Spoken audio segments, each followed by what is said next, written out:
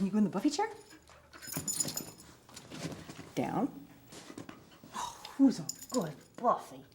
That's excellent. Welcome to Perfect Paws, basic training for you and your dog. In this DVD, you're going to learn how to teach a few key behaviors to really upgrade your dog's manners. But more importantly, you're going to learn the principles used by professional animal trainers so that you can teach any behavior you want. And the more you train your dog, the sharper your skills become, and the better he gets at learning. There are a few things you're going to want to get if you want to successfully train along with this DVD. One is a way to store food treats. Some people use fanny packs, but a lot of trainers prefer to use a quick draw bait pouch. The advantage is that you can open it really fast, you can get your hand in all over the place, and if the dog tries to mug you, you can close it just as fast. Now if you're fussy like me, you're probably going to want to use a plastic baggie to put your bait in, and then you can insert it here. Another advantage of using that is you can put multiple kinds of bait in different bags in the same pouch. You're also going to need a clicker. A clicker is a little device. It makes a sound that tells the dog, that's it, that's exactly the behavior that I wanted. It makes a little sound like this. There are also softer clickers. Some dogs are a little bit sound sensitive. You might have one. He may be afraid of the 4th of July. He may be afraid of cars backfiring. If you have a dog like that, this softer sounding clicker is a better choice for you. It sounds like this. They even have clickers with wristbands. If you're somebody who tends to fumble a lot and drop things, this is a really good choice for you. You're going to need training treats. For some dogs, if they're very, very foodie, you can use their own kibble. So instead of giving it to them for free twice a day or once a day in a bowl, you're going to take part of their ration, put it into baggies, and parse it out as training treats throughout the day. And then at the end of the day, they get the rest of their ration if they didn't consume it all during training. If your dog is really foodie, you can even get away with super low-cal stuff like Cheerios. I've known dogs that'll work really well for this. Now, if you've got a fussy dog, Hey, Buffy, you want to come give me a hand? Come on, Jatine. Buffy's really fussy. If you've got a dog like this, you're going to want to go very high-end. There's a kind of dog food called Natural Balance. It comes in this salami shape, and when you dice it, it looks like this. The little pieces can then be put in the training pouch and used as training treats. Buffy's favorite is cheese. Cheese cubes can be diced. This is Pecorino Romano, which is her particular favorite. I also like it because it doesn't mess up my hand. It's a little bit less greasy. A lot of trainers like to use string cheese. The advantage here is no mess whatsoever. You squeeze the button, the dog licks a little bit, and that counts as a reward. I even use Buffy's joint supplement. Sea Jerky makes this stuff called sea bones. You can chop it up into little pieces, so instead of giving her joint supplement in the morning as one piece, I can parse it out throughout the day as little training rewards. Baby food's another great option for a picky dog. It's very flavorful and very easy to administer. All you do, flip the top, a couple of licks, and that counts as one reward. Hey, Buffy, can you go back to your Buffy chair? If you've got a dog who likes toys, toys are a really great option, especially small ones that you can keep on your person. You can put this in the bait pouch and then whip it out at a time that's completely unexpected to reward a dog who's really ball crazy. This one is a pocket squeaky. This is made especially for dog trainers to put right in their pocket. Makes a little squeaky sound.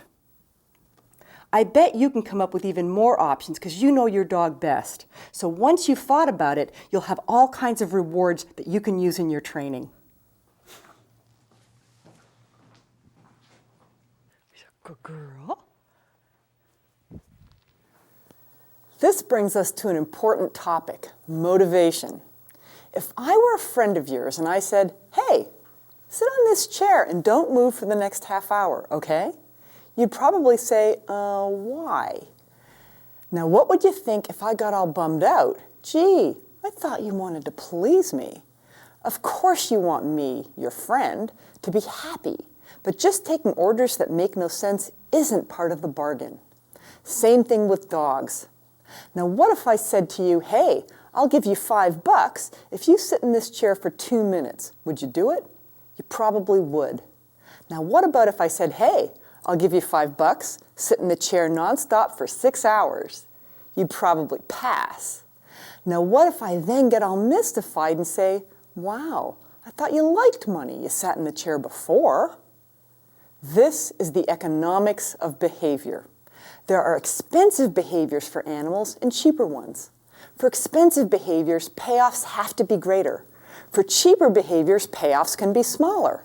For instance, if I said, hey, $20 to run 30 feet, would you do it? Now what if I said, hey, $20 to run the Boston Marathon, would you do that? Most people would say, no. Now what if I offered 20 million bucks? Would you train for and run the Boston Marathon for 20 million? How about 20,000? All of us have a price point that makes any given behavior worthwhile. And what's even more interesting the behaviors themselves can be intrinsically rewarding. Some people train for and run the Boston Marathon for the inherent pleasure of doing it. Now think about your dog. There are activities he finds intrinsically rewarding. It might be playing fetch if you have a fetch-crazy breed. Maybe getting cuddles, taking walks, eating his dinner, and so on. There are also activities that he finds not at all intrinsically rewarding. Most of the obedience we want is in this category. So for these, we need to supply motivation. And depending on how expensive the behavior is it the dog equivalent of running 30 feet, or the dog equivalent of the Boston Marathon, or something in between? You're going to have to pay accordingly. There is no free lunch in animal training.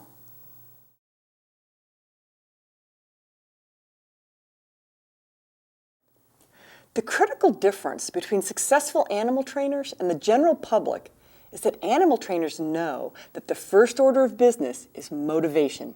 In fact, the maxim in training circles is no motivation, no training. A professional animal trainer that did not first figure out how to motivate the animal she had to train would be considered grossly incompetent, kind of like a surgeon who shows up with unwashed hands and no scalpel. The good news is that the laws governing how animals learn are well understood, so we can really get the job done. The bad news is that you're going to have to give up completely and utterly your, but I want him to just do it, or to do it for me, or to do it because I'm the leader, or, but he's only doing it for the food, or the toy, or to get me to open the door. Yes, it's true. He's rarely going to do it for the lofty reasons you wish he would do it for. You're going to have to motivate him. You've got two options for motivating your dog, the carrot and the stick. You can reward what you like and remove rewards for what you don't like, or you can supply pain and fear for behavior you don't like and then provide relief from pain and fear for behaviors you do like. You can also do a combo. In this DVD, we're going to be using rewards to strengthen the behavior we like and occasionally reward removal to kill behavior we don't like. Your dog is going to grow a fabulous brain. And more importantly, you're going to learn the basics of the craft of animal training. So let's get started.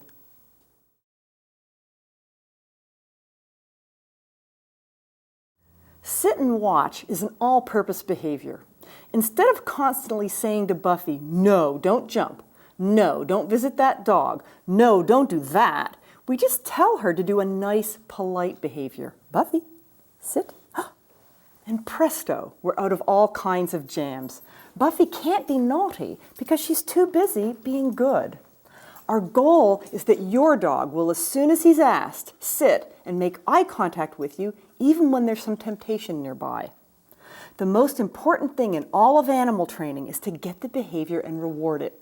Think of it as building muscles. Every rewarded repetition makes for a stronger behavior.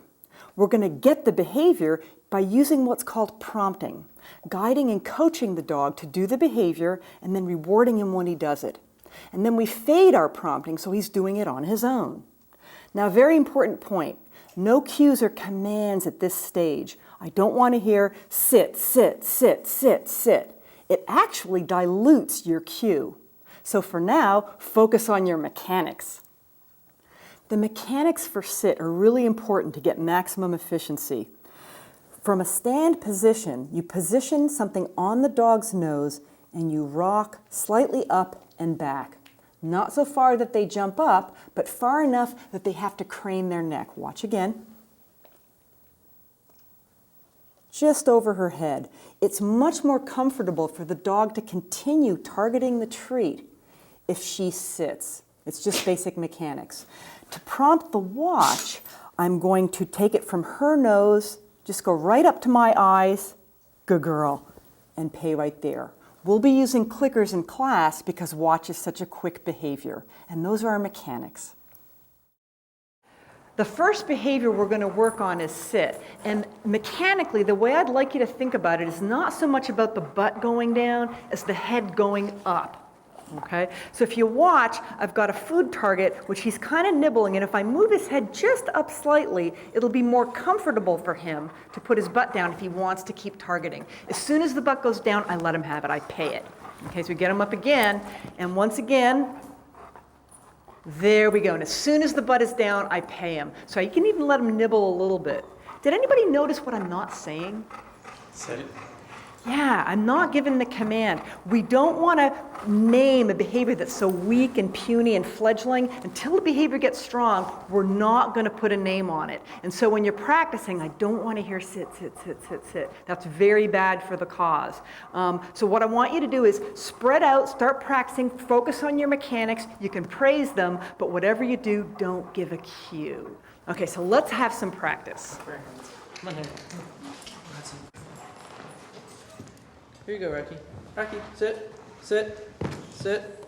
Okay, good boy. Rocky, sit, sit. Good. Okay, sit. David, what you're doing really well is your mechanics and your payment. You're paying him exactly on time and you're getting that bum down. The one thing you're doing, though, is you're chanting that command. Okay? So I'd like you to do exactly what you're doing, which is perfect, but this time you're going to say absolutely nothing. So just, you're going to cue it with your hand, and then pay. Oh, good boy. Excellent. All right. We'll try that And another one? Okay, ready? Over here. Perfect. Good boy. Perfect. That's exactly right. All right, thanks. Good boy. Ready? Let's try one more time. Ready? Nice. Yes, good boy. Good boy. Okay, now that we've got a little bit of sit on board, we're going to start working on watch, which is the dog making eye contact with us. The mechanics are like this.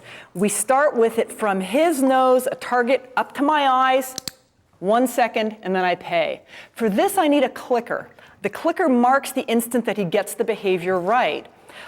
I don't want to be in a position of him watching, and then when I go to reward him in a clunky way, he looks away and I end up rewarding him looking away. So because watch is such a fleeting behavior, I'm going to capture it with the clicker, which lets him know that's it. That's exactly the behavior. And then I can follow up with the reward. So let's see a couple more times. From his eyes to mine, click, pay. To mine, click, pay. To my eyes. As soon as I see his eyes, I click. I'm not going to be greedy and ask for duration. What am I not saying? Watch. I'm not saying watch. The behavior's still too weak. This is his very first time. He's an absolute beginner. I need strong behavior before I can name it. So what I would like you to do is spread out, start working on your watch mechanics without giving any cue. Okay. Let's go, Rocky. Come on, this way. Over here. Watch. Good. Watch. Watch. Shannon, your clicks are amazing. You have rock star timing. Your mechanics are great. You're getting the eye contact, but you're chanting the cue. Okay? So do exactly what you've been doing, and it's a very hard habit to get out of, but exactly the same thing, and you can praise him, but don't say you know what. Okay. And let's see it again. Okay, does it matter that he's laying down? No, for this it doesn't matter at all. It can be in any position at all, as long as we get the eye contact. Perfect. What great timing. And you didn't say it. Good girl. Nice. Well done. You're great.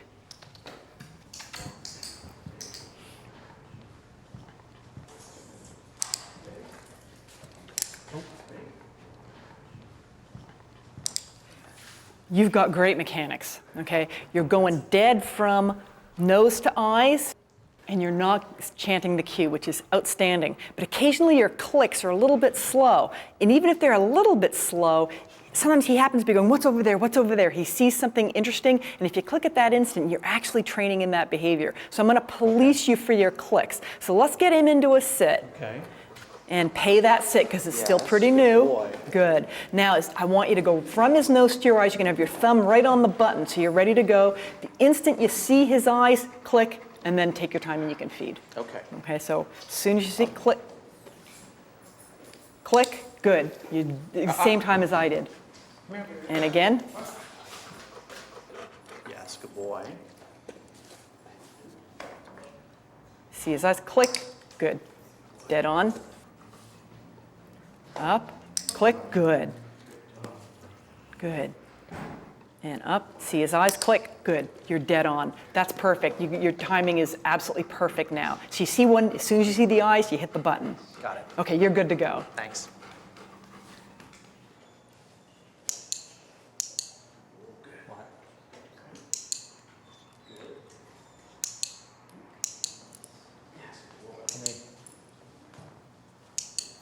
You're getting some amazing eye contact, BJ. I mean, your mechanics are dead on straight. You're not asking for duration, but your clicks are all over the map. You're clicking before you get the behavior, you're clicking sort of during.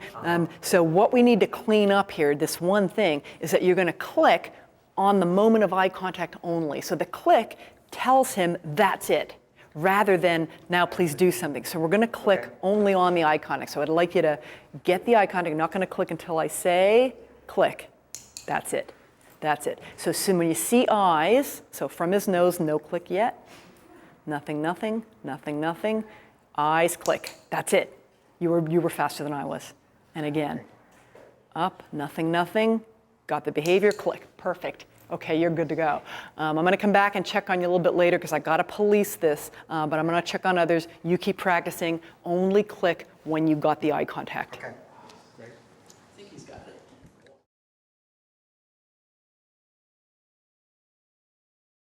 To get it down, I'm going to move a food target right from the dog's nose directly down to the ground, right between her front paws. Don't make the mistake of going forward with your hand, because that will prompt a stand. Watch again. From the nose, straight down, and then pay. The behavior we're shooting for is elbows on the ground. And notice what I'm not saying. Right, no DOWN. Why? It's a weak, fledgling little behavior. I can't name it yet. I'm ready to remind them about that in class, so let's go see. Okay, now we're going to introduce them to down. We're going to do it from a sit. So a couple of techie points. One is when we want to mechanically get the dog down, we go from his nose and we go straight down between his little feet. Okay, we're not going to go forward. The other thing is if he stands, we're going to cancel the reward. Okay, so a lot of dogs are going to naturally stand. They're not going to automatically go down. So if I go straight down and he happens to stand, I cancel it, get my sit back, try again. He goes down, I pay. Okay, so if you get a stand, you just cancel it, get your sit back, pay your sit, and then straight down. So the lure goes from his nose straight to the ground, not forward, okay? And what am I not saying? Down. I'm not saying down. Why? Because they haven't learned it yet. Yeah, it's a weak behavior. Okay, I don't want to name a weak behavior. They're just learning. We're going to name a very, very robust behavior. Okay, so let's spread out and get those mechanics going.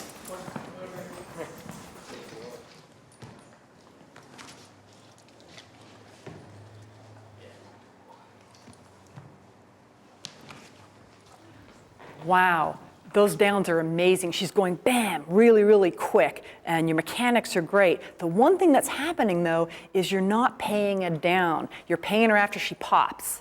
So what we're going to do is we're going to do what's called feeding for position. So as soon as she's in a down, you're going to not give her food unless her elbows are on the ground. So she happened to give us one there. Okay, so let me see you do a couple from a sit. Okay, lure straight down and only release the food if her elbows are on the ground. Okay, because we don't want to pay a sit, we want to pay a down. Okay, do it again. Pay that. Perfect. Okay, so you know what you're supposed to be doing, huh? Great. You're only going to pay elbows on the ground. Great. Okay, I'm going to carry on.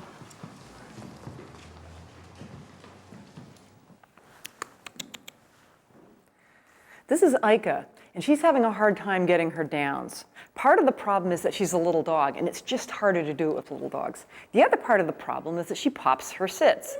So as soon as she's in a sit, when she goes to be paid, quite often, she gets herself into a stand, which for a little doxie is very easy to do because they're so close together. So one of the first things that has to happen for her to get down is I need to get her to hold her sit so that when I cue the down with the prompt, the back end doesn't come up. Okay, and that's the first order of business. So I've got her, you see how she collected in a stand there? That's what I need to get rid of. I'm going to wait for a little sit. Got my sit, and then she's got to consume in a sit. There, that was a really good one. She's holding her sit, and I want to really be very, very fussy about her putting her little bottom off the ground. She's got to keep that little bottom on the floor. See, she popped again. So I'm going to see if I can get a little sit stay installed. Good baby. And if she gets sort of in that mode of gluing her little butt, the down's going to come like a piece of cake. There's a good one. There's 3 for 3. Got a little pop. There we go.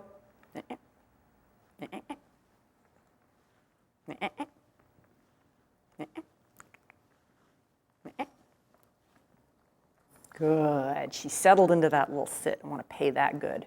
Good baby. Go down for my down. Got elbows. Ooh, got a little more than elbows that time. That was lovely. Part of the key here is that she's going to be in her really dug in sit. That's it. That's the sit that I like. You go at the dog speed. There's no arbitrary, wow, it should go this fast. Geez, is there something wrong with this dog? No, this is exactly how fast she's supposed to be going. We live in a machine age where just with the press of a button, you can be, on the internet, you can get anything you want, you can get any movie, any day of the night, and dogs don't work at that speed. They're at biological speed, so you've got to do it at their speed. And it's really, really, I think, good for us in this machine age to have to slow down and do things at the level, at the rate that the dog naturally learns. And that, I think, is one of the blessings of dogs. And there we go. She's just about in a down. There she goes.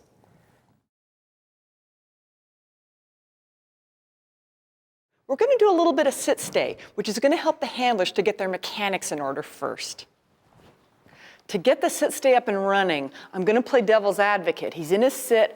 I'm going to dangle something right there, and as soon as he moves, I'm going to snatch it away. So there, good boy. Now that time he didn't. That little, he moves, and I remove the reward. I want him actively staying. I want it to be very deliberate. Good boy. Good boy. Oh, and you see that little split-second decision he made to not move? That's exactly what I'm at. Good boy. So I'm just going to dangle for 1 second at exactly this level. If he decides not to move, he wins, fair and square. So I'm just going to keep 1001, good boy. 1001, good boy. So he's going to learn, wow, no matter what's in front of me, don't move is the right answer. Okay, so 1 second only, but devil's advocate with the food about a foot from the dog. So let's have a go at that.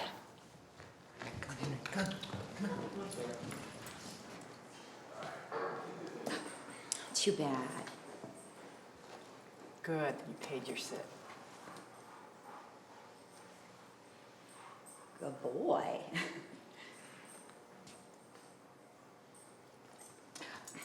Too bad. Okay, Shannon, you're paying your sits, which is good, and you're dangling at exactly the right level. But what's happening is when you dangle your devil's advocate, he's up and he's already on his feet by the time you say too bad. You need to be a bit quicker. What I'd like you to do is as soon as you see him even start to get up, you're going to say too bad and you're going to snatch really fast. You can be a little bit quicker. Okay, and then snatch straight back. Yeah, so let me see if I can get you sped up. Okay, so devil's advocate. Okay, pay that. That's good. He did fair and square. He did it. That was a good one. Not too bad. That was better. That was better. You got your too bad in faster, but I want you to snatch it right up. Okay. You want to really cancel that reward. Too bad. Better. You canceled the reward much better. Too bad. That was better. You're faster and faster. Good boy. Oh, and good time. That was a really good choice to pay there. Good Another one. boy. Yeah, your timing is really starting to pay off now. One more. Very Yeah, good. that was another good choice. It doesn't matter why he stayed, that he stayed. So you get it that you just got to be really quick. The faster you can, the faster you get that, the faster he'll learn. Excellent. Thank you. Wow, your timing is great. Your no reward marks are dead on the money. That was excellent. Your choices are good.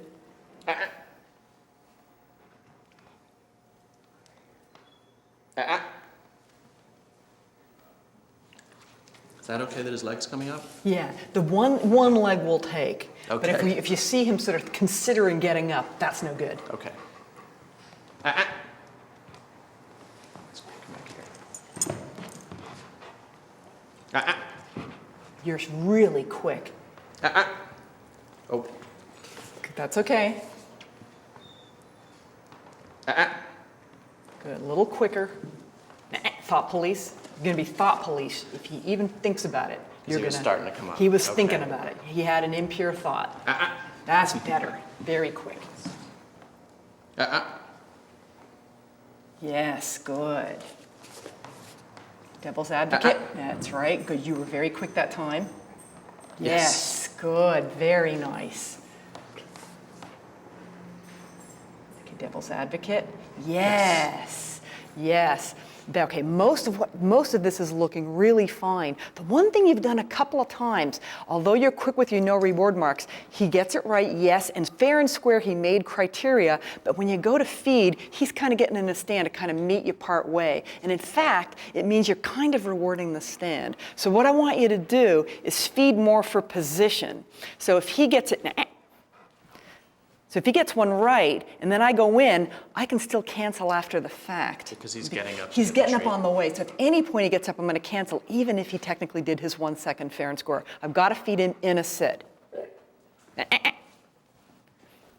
1001, pay. See, he consumed his reinforcer in a sit. Let me see you do that. Okay. Hudson, come here.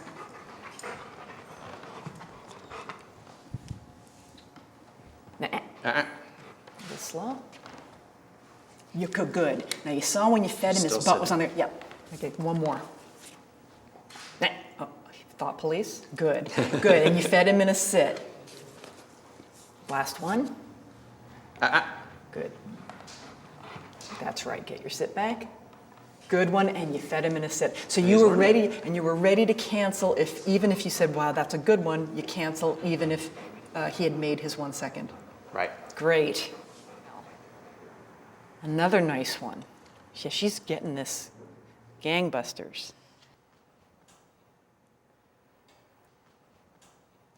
Your timing is incredible.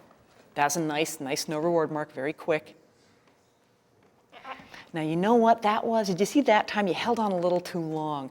Don't forget, I know she looks like she's getting it, but I want you to just do 1 second. If she holds for 1 second, if she does that little refusal, you're going to pay right away. That's it. That's right. Don't get greedy with duration. Even if you think she can do more, you're going to yeah, that's right. Quick with the timing. Nice. Okay, that was good. That was not too greedy. Let's see a couple more. Good. Okay, try to catch the fresh air under the butt. Ooh, nice delivery from the other hand. That's very crafty. Good. Now don't get greedy with that duration. So you see the refusal. There's the refusal. Pay it. Yeah. So you're going to. As soon as you get the refusal, you're going to pay it. That's good. Nice and quick. Got your sit back. Your intertrial latency is nice and quick. You're pounding out trials, which is really good. Keeps your rate up. A little greedy there. You see she refused and you you kind of walked the plank a bit there. Okay. Yeah, so just as soon as you see that refusal, there's the refusal pay. That one was absolutely perfect. A little greedy with the duration there. Don't get greedy. We're gonna go there, but not yet. That's it.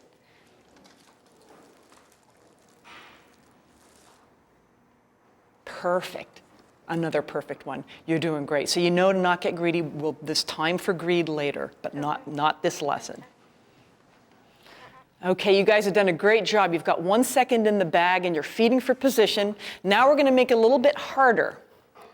I'm going to only push to the next level of difficulty after he's done 5 good ones. So let me do my original. There's 1.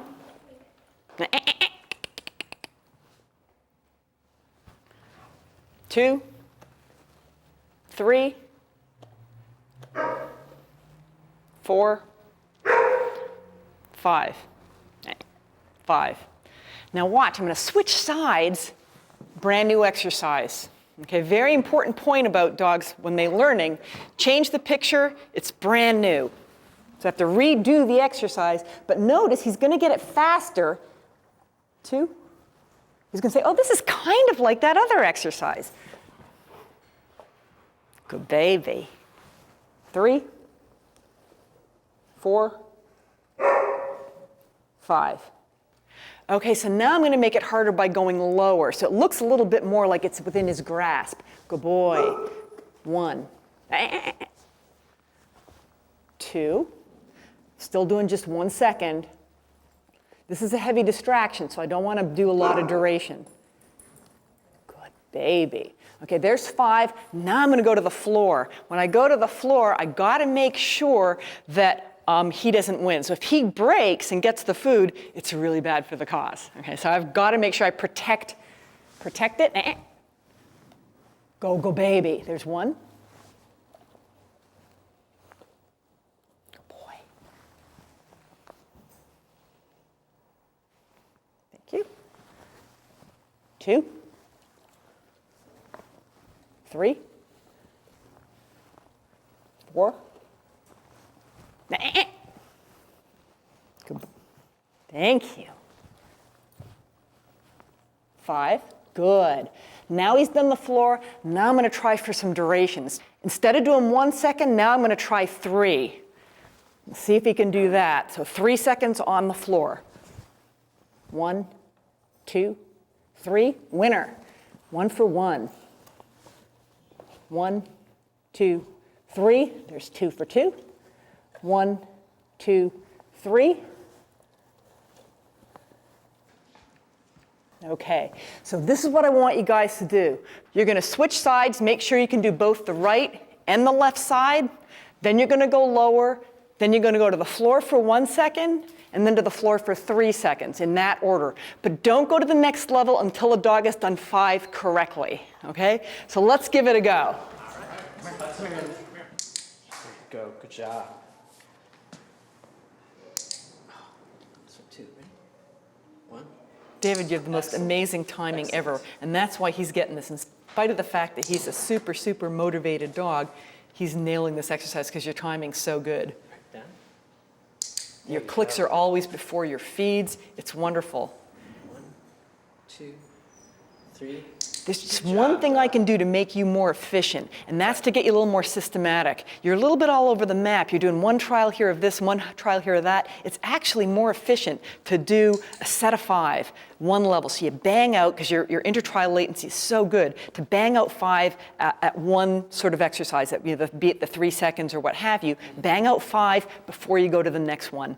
Don't shop around. Let me see you try that. All right. 5 in a row, the same one. And then we're going to go harder, 5 in a row. All right. Good. 1. Yeah, get in the habit of counting them even. There's There's 1, 2. Perfect. 3. Good. Your clicks are clean. Good. 4. Clicking before you're feeding. 5. Then you go next level Good difficulty, boy. and you bang out 5. Okay. Exactly right. All right. Good. Oops.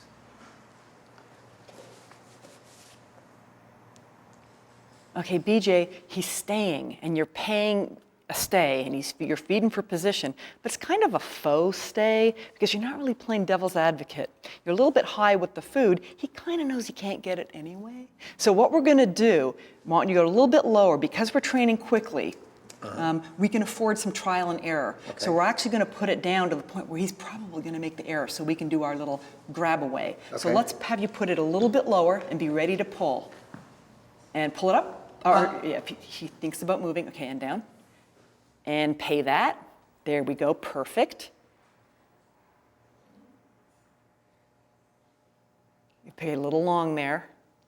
Okay, a little quicker. So we're gonna make our decision as soon as he resists. If we're gonna do a 1 second one. Okay. 1001, pay it, careful.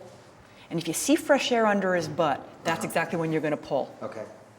So you're gonna be really, really kind of the thought police. We're gonna remove the food if we see him even kind of think about moving. And that was a nice choice. He almost did, but not quite. Good job. Good, perfect, perfect. You're doing it exactly right now. You're holding at the right level. Good, that was nice. That was a very good job of thought police. You saw him kind of, thinking about moving, and you canceled. Good job. Perfect, you're a rock star. Stay. Stay. Sabini, you've got great mechanics. You're feeding for position, you're choosing the right moment to feed, but you know what you're doing? Stay. You're chanting the cue. And Elsa's just learning stay. The stay's not really that developed yet, so until we've got it further along, we're not going to use the name of the command yet. Okay, so I want to see you do exactly what you just did, but without saying S-T-A-Y. Good. Don't have to tell you twice, love it. That's excellent. Carry on. Here we go. There, good. 1, 2, 3. Good boy. 4. Good job. 5. Okay, can you do it down low? Ready? Oh, good job. 1, 2.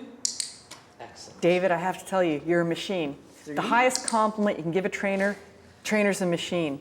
4. Your intertrial latency, you're banging it out so fast. You're keeping your rate really high. You're efficient. This is the optimal efficiency. Your mechanics are smooth. Your choices are good. Your clicks are on the money. This is the ideal picture. He's doing Way to go. That's why he's doing so well. Good job, Rocky. 4.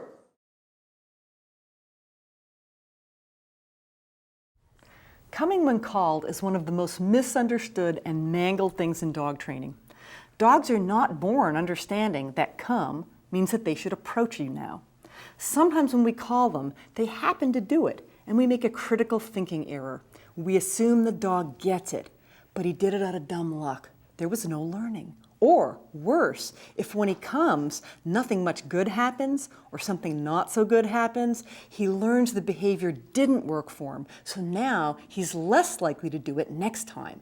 So, regardless of whether you think your dog knows when you want him to do it, I want you to shelve that thought and start thinking like a trainer. And that means, right, get the behavior and reward it. Start building that muscle. To get a recall, I'm going to make a novel sound, and then I'm going to bend over, move away, and then I'm going to do a fabulous, fabulous food spill. Watch. Buffy. Go, go, Buffy, Buffy, Buffy, Buffy. Oh, look at that. Ooh. Check out this payday. Coming when called is ultra important, so I want her learning about this. I want her dreaming about this reward tonight, doing extra repetitions in her sleep, because I've made such an impression. Coming when called is also what animal trainers call an expensive behavior for the dog. It needs bigger pay to get strong. Notice the novel sound. We're using a little bit of Pavlov's dog here, a connection burned into her head between this new sound and this fabulous, earth-shattering reward. We get the most bang for our buck with Pavlov-style conditioning when there's something new. Dogs pay attention to new things, as though they're saying, that's new. What does it mean? And then we show them. We show them what it means. It means a fabulous payoff. Watch again. Who's mommy's always look at all that good stuff. Whoa. First, the novel sound, then the prompt, the backing away, and then the pay. The last thing I want you to remember, I didn't prompt with food like I did for sits and downs. This is because I'm pretty sure I can get the behavior with my voice and my body movement, which gives me the maximum Pavlov punch by surprising her with the food when she comes. Say it, your new sound, prompt it, surprise payday. I can't wait to get them started in class. This is a killer exercise. Okay, we're going to get started on recalls. The first thing I need you all to do is to drop all your preconceptions that your dog already knows this. This is one of the most undertrained things in pet dog training exactly because of that assumption. People see their dog kind of sort of do it a few times, well, he knows. And then when he doesn't do it, he's being naughty. Okay? So we're going to train it properly from the get-go. What I want you to pay attention to in the demo is a couple of things. One is the magnitude of the reward that I'm going to give Elsa. She's going to do a very simple exercise, heavily prompted, but I'm going to give her an absolute orgy of food at the end. Okay? And the other thing I want you to pay attention to is that I'm going to use this novel sound at the beginning. I'm going to just give a sound that I'm pretty sure she's never heard before. I'm going to give that sound, do the prompt, give the big payday. Okay, so let's see what that looks like. Oh, where's a good girl? Come see mummies. Oh, so good. And here we go. Whoa, look at that. Oh, boy. Oh, and even a second little installment, a little bit of extra.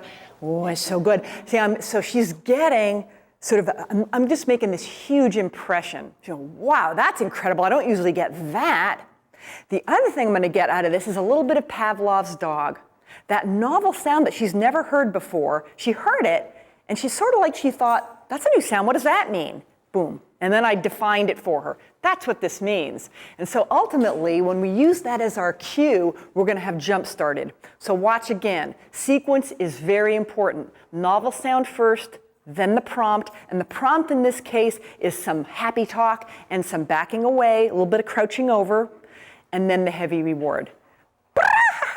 Come on, baby dog. Who's a good dog? Who's a very good dog? Oh, look at you. Look at you. Whoa. Look at you. Look at you.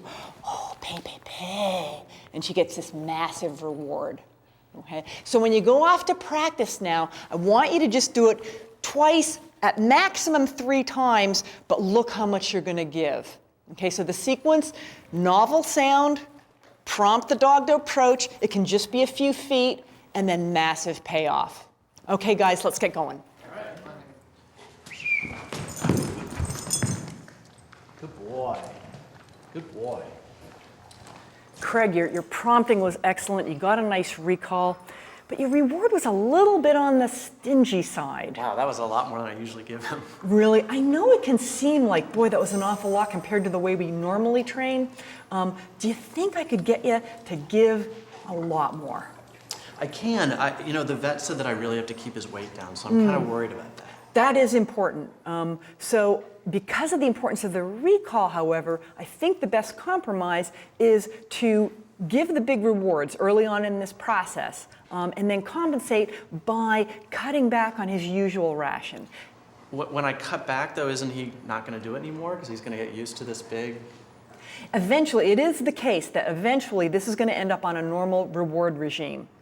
But it's going to be okay. What we're going for here is this kind of jump start where we want to get this kind of Pavlov's dog association between that new sound and this fabulous reward, and it's almost indelible in those early trials. Okay. So I need you to really, really amp it up and not just give like 4 or 5, but even like 25, 30, wow. and like, a chicken and turkey, and you're only going to do it probably a couple of times a day randomly at home. So it's not like you're going to do too many repetitions. He's going to love those couple times a day.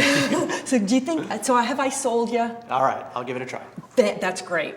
Thanks. Want to try again? Okay, you guys did an awesome job. We're off to a great start. You're getting the behavior and you're rewarding it. Each and every time you do that, the behavior gets stronger. There's literally no limit to how strong you can make it with repetition. As the class went on, not only did your mechanics get better, but you were chanting the cue less. So we're off to a rip-roaring start. Before you go on to lesson 2, you need to have all these things in the bag. Your sit for a food target. 5 on 5 is the golden standard here. You want to have 5 for 5 before you consider it ready. Same thing with down. You want from a sit to a down for a food target 5 times. Your watch, you only need 1 second. With the dog in a sit, you want 1 second of eye contact 5 times in a row. And finally, your recall. Your recall, you need to have it random. Maybe 2 or 3 times a day, call the dog with your novel sound, then do your prompting, and then once the dog gets there, fabulous, huge, impressive payday. And your downstay, 3 seconds, food on the floor, 5 for 5, and you'll be good for lesson 2.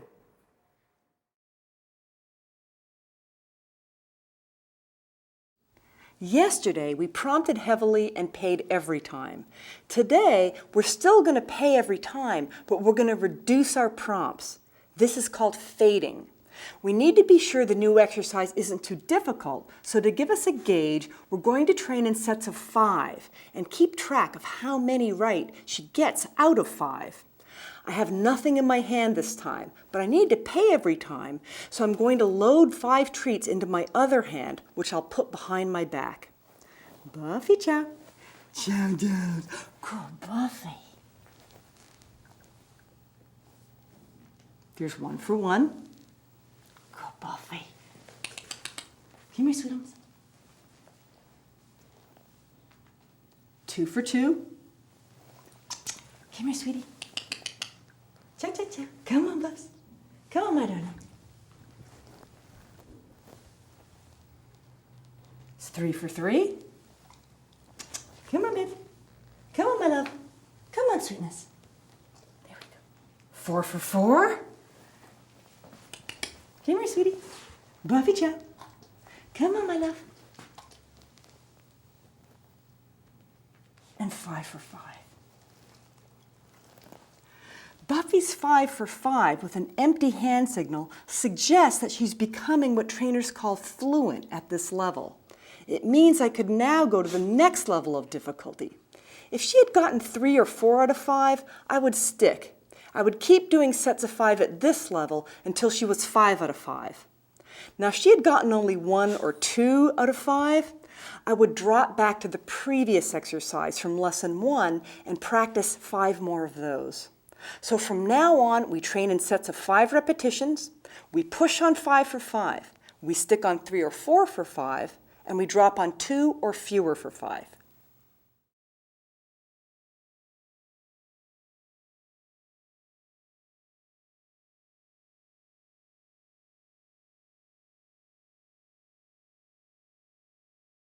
For watch, we need our clicker. Watch is such a quick behavior. The dog might watch for a second and then look away. I might end up late with my reward. The clicker tells the dog, that's it, that's the behavior. And then you supply the reward after. So I need to arrange my mechanics here. Food in my other hand, hand behind my back. I've got to hold on to both the food and the clicker with my thumb on the button of the clicker. So I prompt with my empty hand, get the eyes, click, and then pay. Watch again. Prompt with my empty hand, get the eyes, click the eyes, and do it right away. The dog has got to learn that following empty hands pays just as well as following food. Otherwise, I'll end up with a show me the money dog, and I don't want that. So I'm going to be very early on teaching the dog that it pays him just as well, even better in fact, to be obedient when he doesn't see anything up front. Let's see how the class is doing without their lures. Boy. Okay, so what we're going to be doing today is 2 big themes. One is we want the dog now doing positions for an empty hand. We're going to be doing same signal, good boy, but without food in our hand. My food hand is loaded up so I can be fast. It's behind my back. Good boy. And deliver goes back behind my back. So I got a nice, clean, resting position. Now if I do a watch, point, empty hand, if I see his eyes, I click, then I deliver. Watch again. Good boy. Okay, the other theme for today is we're going to be very, very disciplined about training in sets. We're going to train in sets of 5 repetitions. If we get 5 out of 5, we're going to push to the next level of difficulty. We'll add some duration. If we get 3 or 4 out of 5, we're going to do another set of 5 at exactly the same level. If we get 2 or less out of 5, it means it's too hard, and we're going to actually drop back to the last level. Okay? So we're going to spread out, start with our sit and watch, empty hand, and we're going to be thinking about our push drop stick. Let's get to it. Come on, sweetie.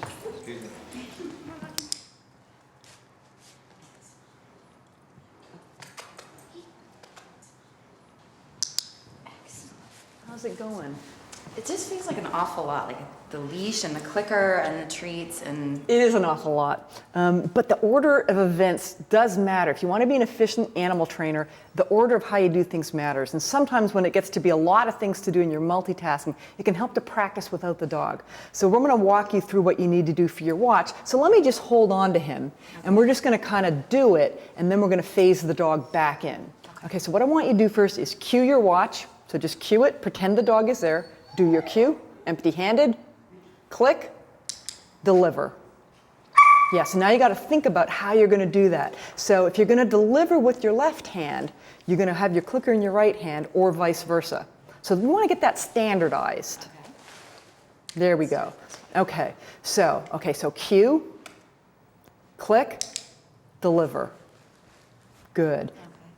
That's a little bit smoother. It feels better? Okay. So this time I'm going to tell you when the dog watches, and you're going to click when I say, okay, he's watching. Okay? Okay. Okay, so cue it.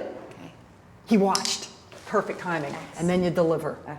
Let's try it with the dog now. Okay. So now you're going to do it for real, and I'm just going to watch. And then we didn't put the leash The in. leash so back in. Can I Okay, so stand on it? Can I? You can stand on Okay. it. That's an excellent way. Okay. That's a really good solution. Cue it. Nice. Your timing is exquisite. One more time.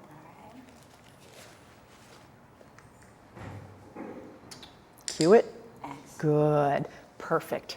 Does that feel better now? Yeah.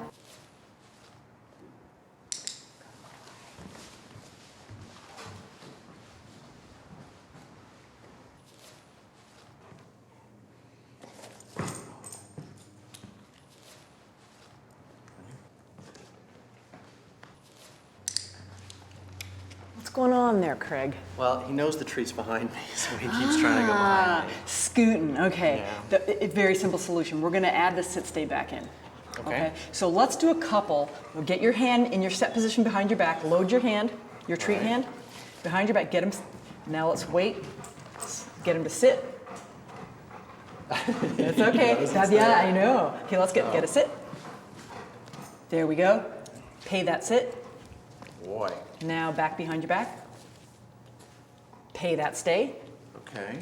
And once again, pay that stay. Behind your back. Oh, he's getting If he it. moves, you're going to give him a good, pay him. Now add your watch back in. Okay. Ready? Good. Pay it. Good. Nice one. Okay, back to set position, behind your back. Nice. Rock star. He got Beautiful. Yeah, so you're going to combine the stay with the watch. Got it? Nice. Okay, carry on. Thanks. Good. Right? Oh, back in position. Back in position. Okay, ready? Rocky. Back in position. Come on. Rocky. Good boy.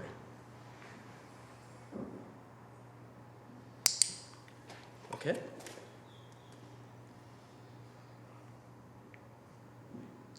Good job, Rocky. Up here. Good boy. All right. Ready? No. No. Okay. As usual, your mechanics are incredible. You're pounding out trials. But I need to know, what's your current criteria? I'm trying to get him to do 5 seconds for each. Okay, so you're at 5 seconds. Of the last 5 trials, how many did he get? I think he got like 3 out of the 5. You think? Not sure. Okay, so 2 things. One, I think he got 3. That's not going to cut. You got to really know what he got. So you got to really try and keep track. The other thing is, if you got a 3 out of 5, you need to be thinking about dropping pretty soon. Okay, so he's just barely hanging in there. So keep really close track of your sets. Keep close track of your trials, and so your criteria is going to be appropriate. So if you can't make it to 5 repetitions, drop back to like shorter duration? Well, if you're on 3, you're kind of on the ragged edge. You could stick at 5 seconds, but if you get a couple sets in a row where you're still kind of limping along at 3, I'd be inclined to go back to 4 seconds. Okay. You want to try that? Yeah. Let's try 4 seconds. Ready? Okay. Good boy. He's nailing that good. Okay, Yeah. I'll be back to check on you later. Thanks, Jim. Up here.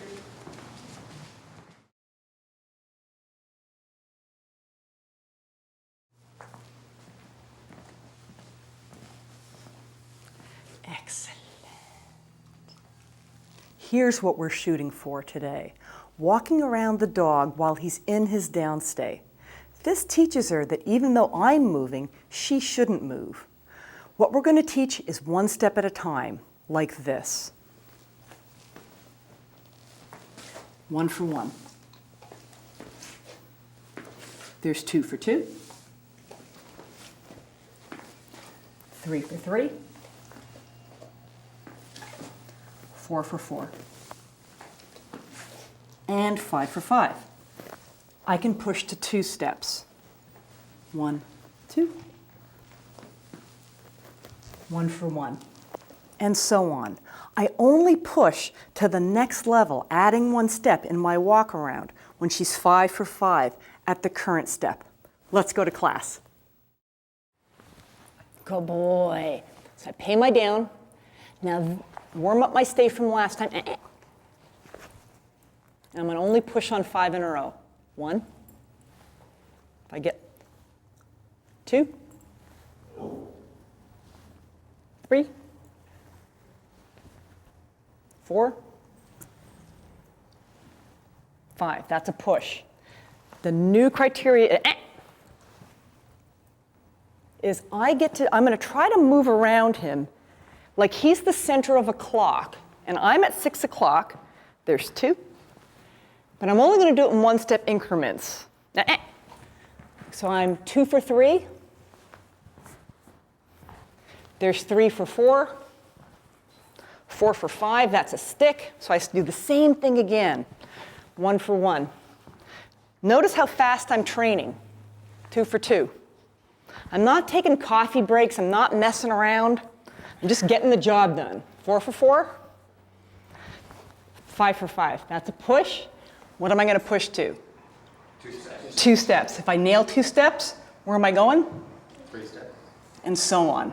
Okay? Push on 5, stick on 3 or 4, drop on 2 or under. Let's do it. Want to get all the way around? Eventually, we want to get all the way around in a circle. Okay, but 1 step at a time. Great. Come on, Aaron.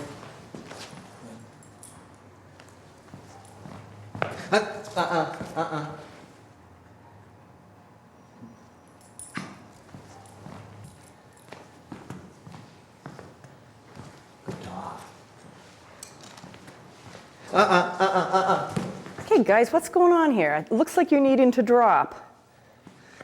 He was doing it really well, so I didn't think we needed to. Oh, I know it can seem really, really tough. I mean, we trainers, we want to have this never-ending series of push, push, push up this smooth ladder. He's had it. I'm sure he had it. He did, and he did have it, and he was doing it right. But the thing is, here's the thing.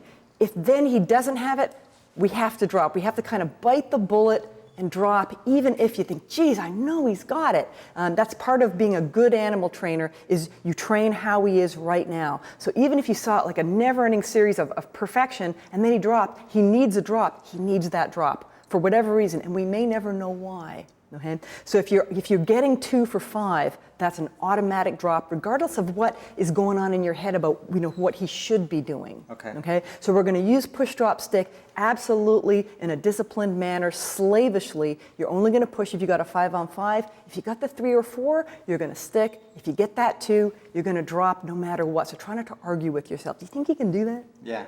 Okay. All right. Okay. No, Rocky, come on. Try it again. Back in position. Hey, David, I think I know what's going on. I've been watching you, and normally you're a machine. I'm thinking, why is this not going right? I think you're starting to lose it a bit with them, and that's pretty normal. You've been going great guns. This dog is like just making this fabulous progress, and what it's doing is messing around with your timing. Because you're starting to get kind of a little bit pissed off at him, your timing's going down the toilet. Yeah, I mean, it's frustrating because he was doing really well before, and all of a sudden now he's like back to square one. Yeah, and you're dropping where you need to, but because you're kind of losing it, it's messing with all that. So one of the things that's going to help is to either think, okay, do I need to take a break from training period because I'm losing it, or can you just get back on and say, okay, you know what, I'm just going to pretend I'm a robot, and I'm just going to do push drop stick, and if he gets it right, he gets it right, and not sort of, have no expectations in a way. Either of those strategies might work. Do you think you'd be able to go on now, or do you think you need a break?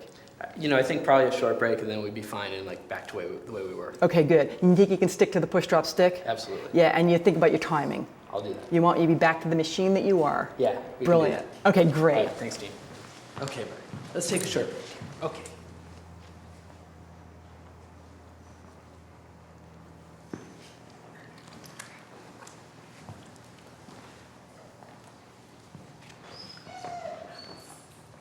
Savina, I have one suggestion for you, because you're usually so good, is, I know you're going around slow because you're trying to keep your timing up, right? Yeah. Which is outstanding. But you know what, interestingly, what's happening is because you're going slow, the rate of reinforcement's actually dropping. So if you kind of go around her naturally, even if you get more mistakes, your rate might even be higher. Even though with more mistakes, she's going to get more information. So let me see you do a couple, walk at kind of your natural pace, but do keep your eyes on her. Okay. Let's see you do that. Good. Get her back down. Good. Empty-handed down. Good. Good. Eyes on dog. Good. You can go even a smidge faster than that. Oh, what nice timing. You beat me. That's so good. Okay, go. Eyes on dog. Nice. Even faster. Eyes on dog. Good. Pay her up. Good. I know it feels like, oh my God, I'm going to make her break by doing this, but don't worry about that. Even though it feels like you're going to make her break, it's the right thing to do. As long as you keep your eyes on the dog and you're using push drop stick, you'll be okay.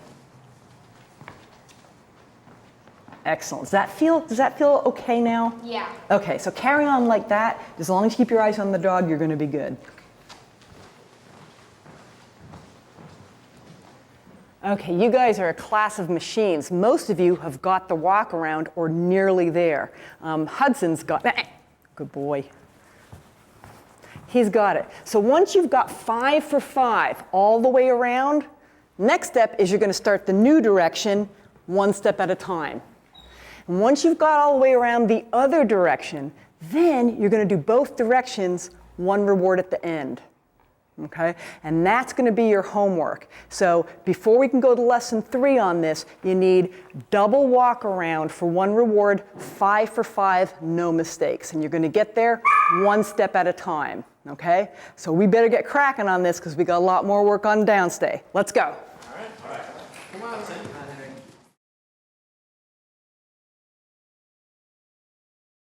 The key to a good recall is that amazing party when they get to you. It's like money in the bank. Buffy's better than 5 for 5 at the prompted recall. So I'm going to try one with the novel sound only and no prompting and see what I get. Buffy's so good! Excellent! Excellent! That's perfect. I'm still paying big time here. You need to prove to the dog that the sound works even without the prompt. Let's go try it on the class dogs. Some of them may be ready to drop their prompts altogether, and some will need splits, a gradual fading of the prompts. Okay, new recall regime. What we're going to be doing now is using our sound.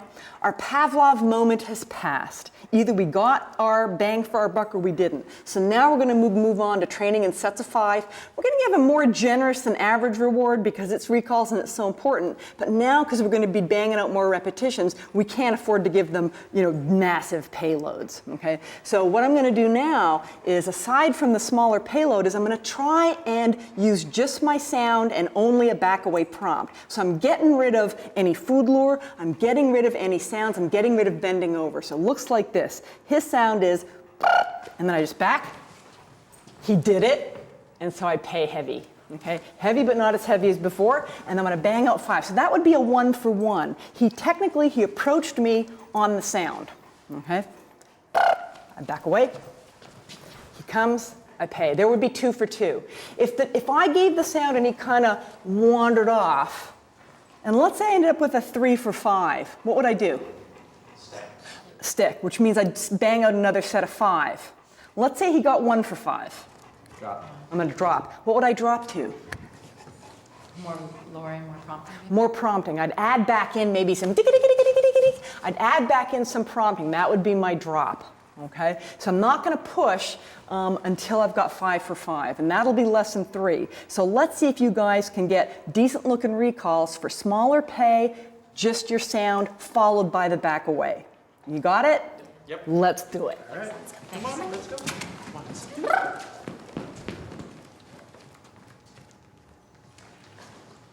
Hey, Sabina, what's with the little tiny reward there? Well, she's just getting it so good, so I just think she doesn't need a lot, but... You know what? Your mechanics are so good. You're backing away. Your sound's good. The dog's doing it. Recalls are so important. Be a little more generous. It's not going to kill her. Okay. Pretty soon we can get down a little more, but for now, just keep it up. For her, give her 1, 2, 3, maybe 4. Okay. Let me see you do that. I want to make sure you're going to do it, even if you think she's totally nailing it.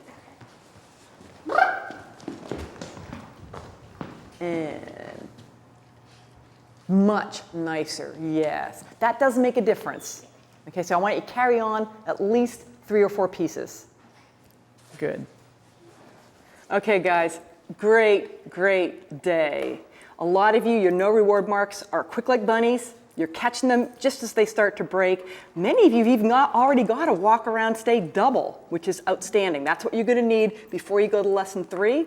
The recalls are starting to look really good. Your sequence is good. For your watch, empty-handed watch, and your empty-handed sits and downs, if your mechanics feel a bit fumbly, it's a really good idea to practice without the dog. Get yourself fluent and then bring the dog back into the picture. Don't fumble with the dog already there. So for us, for lesson 3, before we can move on, we need to have empty-handed sits and downs, an empty-handed watch. We need to have our recall for the sound only, 5 in a row, and we need a double walk around stay, both directions, 1 reward at the end. For all those things, 5 on 5. And then we're on to lesson 3.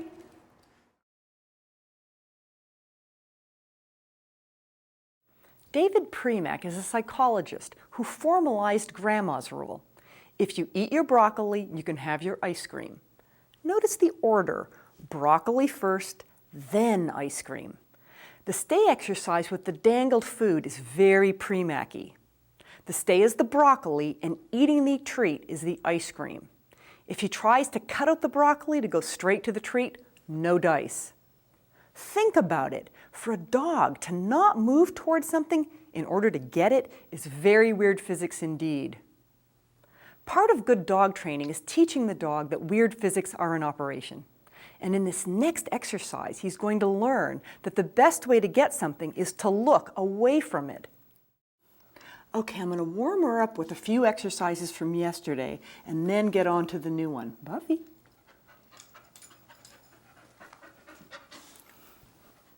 There's 1, 2, 3, 4, 5. Great. Here's the Premacky bit. I'm going to hold the food out to the side, and she's not going to get it until she looks away from it to my face, which she just did. Good. Good. I don't care about her position. Good, there's 4 of those. Good, and there's 5. Because she got a 5 for 5 there so readily, she's done this before, I could go straight now to 3 seconds. But what we're going to do now is go see how the naive dogs are doing in class. The exercise now for eye contact is kind of the opposite of prompting. This is a pre-Mac watch where I'm playing devil's advocate. The actual reward he's going to get is held at arm's length, but he doesn't get it until he actually looks away from it to my face. So he actually has to look away. He's getting this just fine.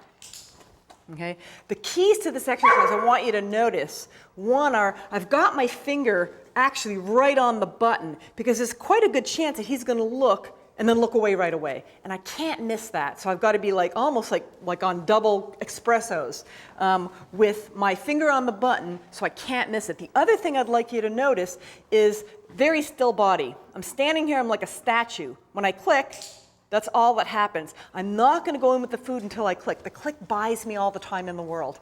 Okay? So this is almost like kind of just a prop out here. And if you find that you're sitting out here and it's like, 30 seconds or a minute has gone by and he's never once looked away, you can even prompt with your voice. You could kind of hold it up and go, and just use as little sound as possible, or even do a little bit of this with your hand out there to just get the ball rolling. But ultimately, our goal for this lesson is that, oh, he's a good boy, that he's going to be looking at me with the food held out there. Okay, so we're trying to teach the dog to unglue his little face from the reward, that eye contact works even if the reward is out there. Okay, is everybody okay with that? Okay, let's give that a whirl, and I'm going to come around and check on you all.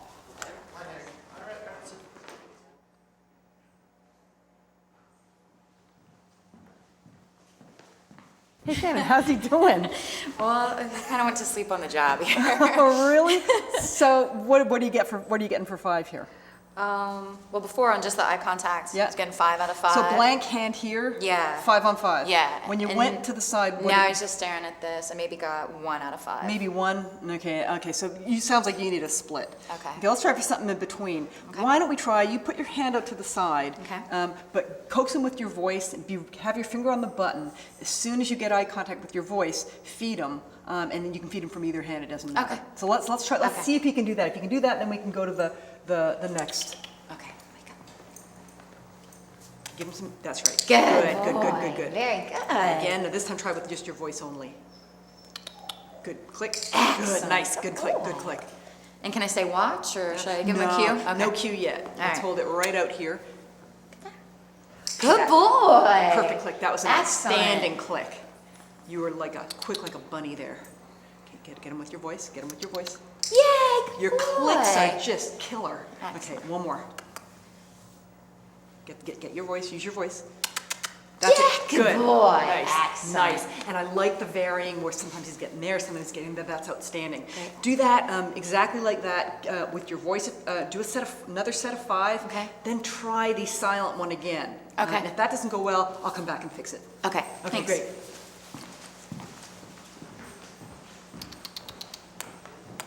Good boy. Very good.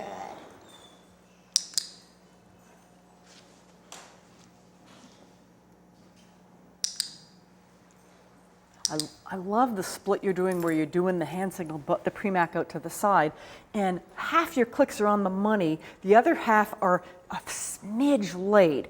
When he looks at you, he actually does a really brief one. He's still not sure what the behavior is. So you're getting kind of this kind of back and forth, and your job is to try and capture the one that's there. If you're a smidgen late, you're going to get the click there, and you want to get the click there. Okay. So let me try and prompt your timing here. So I'm going to say click, and we want to see if your clicks happen at the time that I say click. And let's see if we match. Click. There you go. That's close. Try another one. Click. Good. Very close. See if you can beat me. Click. Pretty good. Have your thumb right on that button. Yeah. Armed and dangerous. This is such a fast click. He actually did it before you pointed, which is good. You're so close. Naughty, naughty. Wait for it, wait for those eyes. A little late. Okay, so it's right when you, Click. Even if it's, you could even for now accept kind of that. so if he's not You even. want to get him unglued from that food hand. It's food, okay. Wait for it. Click. Perfect. You beat me. Okay, I'll be back. All right, thanks.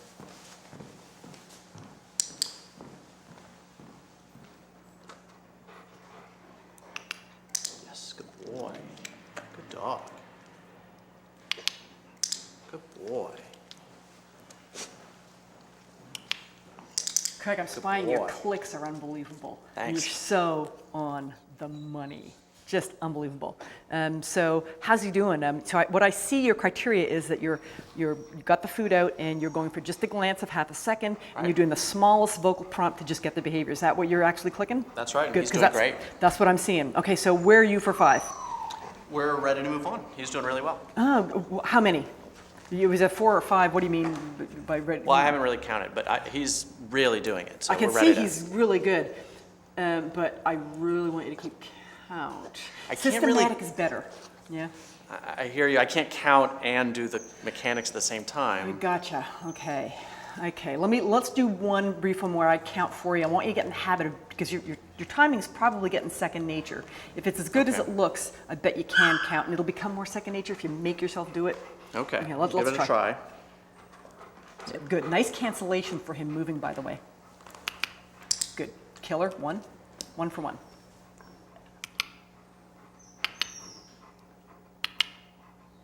Two for 2. 3 for 3. Next time I want you to say 4 for 4 if he gets it. All right. 4 for 3. 4 for 4. Good. And let's see if it kills your timing. Yes, 5 for 5. And that's a push. Good boy. You could push You to can no push. sound, or you could push to a little more duration. Either way, trainer's choice. Okay. I'm gonna come gonna back. Try with no Just- sound. I know it. Then make the leap of faith. Just go with me. Do the counting. It will become second nature, and you can be so systematic. It's so much easier to then know what you're doing. I'll give it a try. Thank you. All right. Hudson?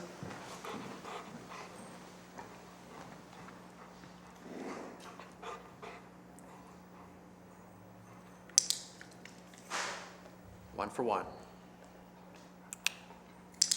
2 for 2. Okay, frozen like a statue. Nice. Sabina, you're like nailing. Now that was a little ambitious. Okay. Okay, so click as soon as you get those. Good. Oh, you're clicking like a statue. All I hear is the click, and she's doing it. She's doing it almost right away. So, what's your push? What's your next criteria? 3 seconds. You were going to shoot for 3 seconds, did you say? That's ambitious. Okay, let's give it a whirl. Let's see if she can. So now when she looks at you, instead of clicking, we're going to start counting to 3. Let's see if she'll give us 3 seconds. 1, 2, 3, click. Killer. That was a nice. Okay, we're 1 for 1 on 3 seconds. Go figure. 1, 2. Okay, 1 for 2. 1, 2, 3. Click. Nice. And you clicked and you didn't move your right hand first, which is outstanding. She's nailing 3 seconds. Okay, we're 2 for 3. Okay, next try. 1, 2, 3. Nice. And another one. So she's 3 for 4. 1, 2, 3, 4 for 5. That's a stick.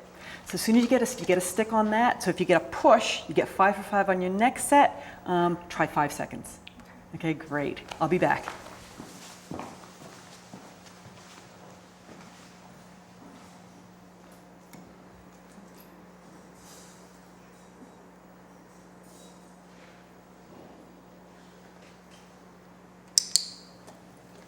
Good job, Rocky.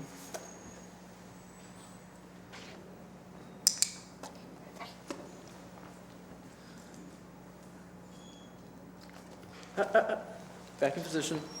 Back in position. Okay. So David, you getting anything?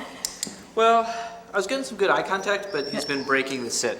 So he's sometimes looking away and you're getting the glances. Right. So that's looking But- pretty good. You're getting like 4s or 3s, or what are you getting on 5? Yeah, like 3 out of 5 Okay. maybe, but is it okay that that I'm getting the look, but he's breaking the sit? Let's see if we can nail this day. If we can get both, it's actually better. So let's do the following. So you're okay with your mechanics. If he looks at you, you're clicking. Yes. Okay. Let's add this part. If he breaks the sit, so you see so much as fresh air under his butt, we cancel the whole thing. In other words, you just snatch the treat and everything, and we reposition him. We're actually going to do a stay and an eye contact. So let's see if we can get both going, because then it'll be easier. Okay. Let's see if we can Come do on, that. Rocky, let's get in position.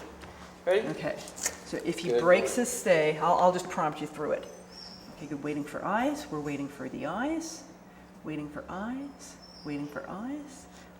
Too bad, cancel. Too bad. Yeah, Too bad, yeah, Rocky. Okay, now we'll start with a new trial. Okay, let's try again. 0 for 1, Ready? waiting for the eyes, waiting for eyes, waiting for the eyes. Let's see if we get something. So he's still holding his stay.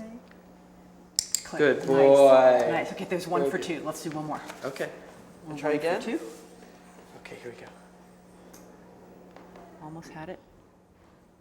You can settle for a semi-glance. Okay, good boy. Yeah, good. Very That's a good choice. So you're Very 2 for good. 3. Okay. Okay, one more. One more? Yeah, you can hold it right out there. I mean, don't Okay. fudge it. Oh, good boy. That was a Perfect, deadly Rocky. click. That killer click. Okay, so was there. good So the only thing, it sounds like you can handle this just fine. The only new thing is the whole thing gets called off. Big cancellation if he breaks If the he stay. breaks. Yeah, but your rate is good enough that you can do both. Okay, excellent. Excellent. Good job, Rocky. Super. Thanks. Okay, you want to try one more? All right.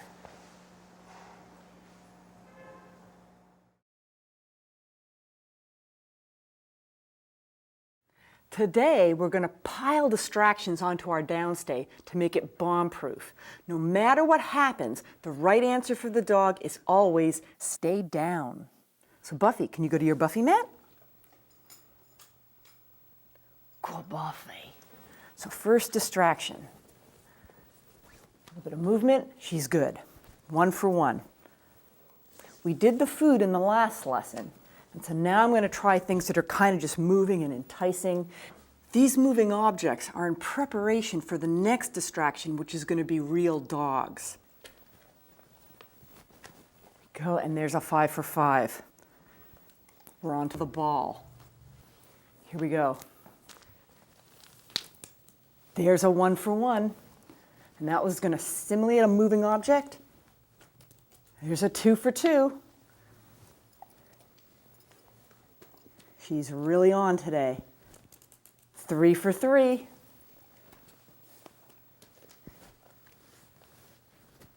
4 for 4. Good baby. That's so good. And here we go.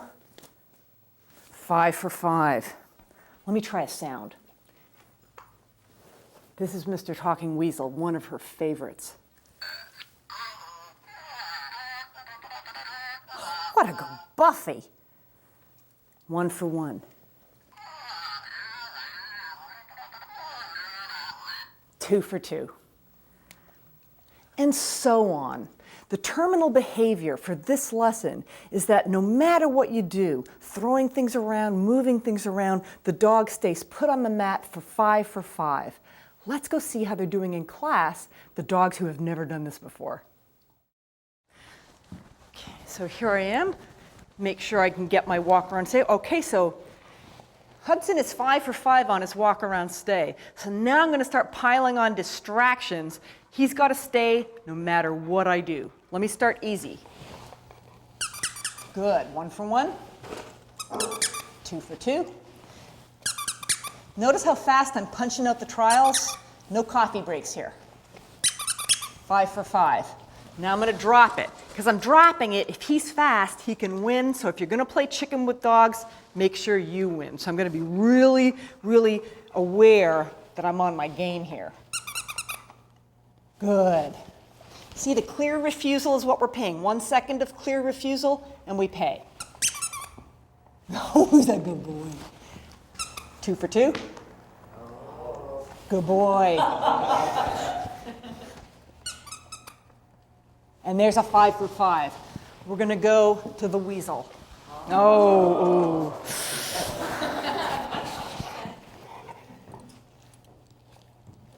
He can try anything else. He can try breaking. He can try mugging me. It's not going to work. The one strategy that's going to work for him is staying. Good boy, 1 for 1. 2 for 2. 3 for 3. 4 for 4. Getting rocky. Good, waited for the elbow there. Now I'm going to drop it. I got to make sure I'm quick. If he tries to go in, I'm going to actually block him like that. 1 for 1. Dead weasel. 2 for 2. I don't care that he's, oh, too bad.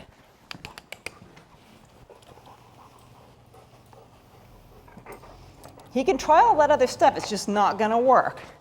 The one thing that works, good boy. Good boy, 5 for 5. Now what you can do if you get a particularly nice 5 for 5, there you go, weasel. You can actually give it to him. If you get like some, okay, so we've got a load of distractions here. Start easy, and easy means you've got it in your hand. You get 5 for 5 in your hand, try putting it to the floor, but you're gonna have to be very quick. Everybody ready to be really quick? Okay, spread out and let's try.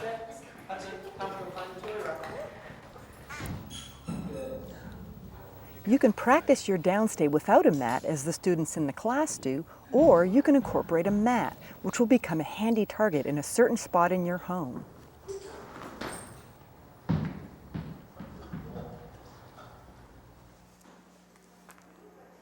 Good job.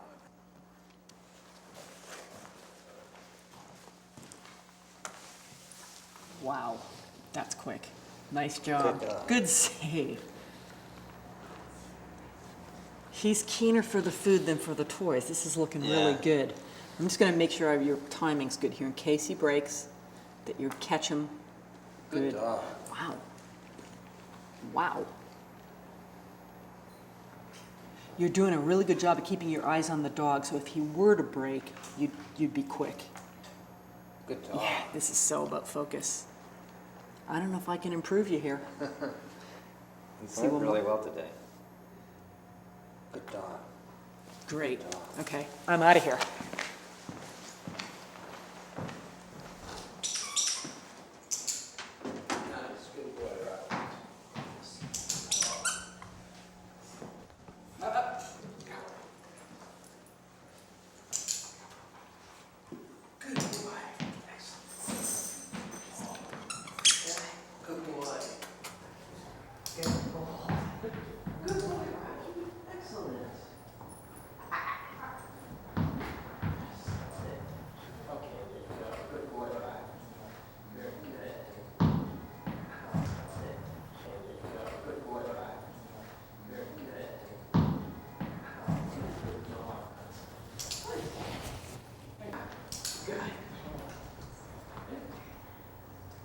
Very good.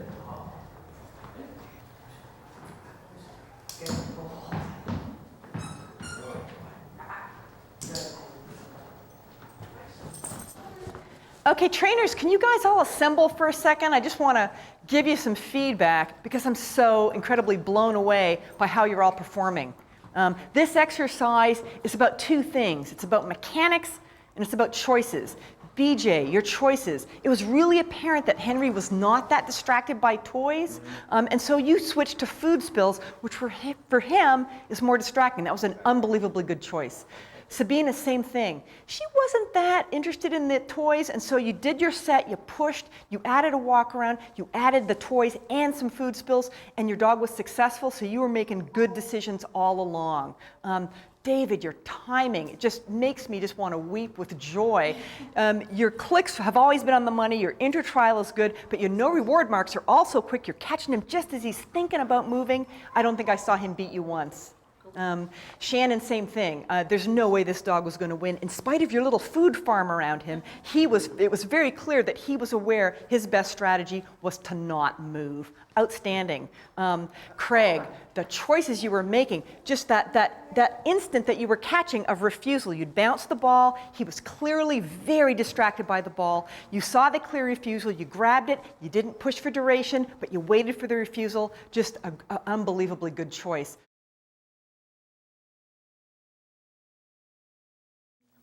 Boofy, boofy, boofy. Boofy, boofy, boofy. Come to mummies. Come on, Tati. Brrr, come see mummies.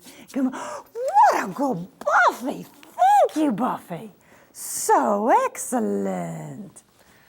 I had nothing on me. No pouch, no food, nothing in my hand, no clicker, no nothing. David, on the other hand, was holding a handful of shaved turkey, Buffy's favorite.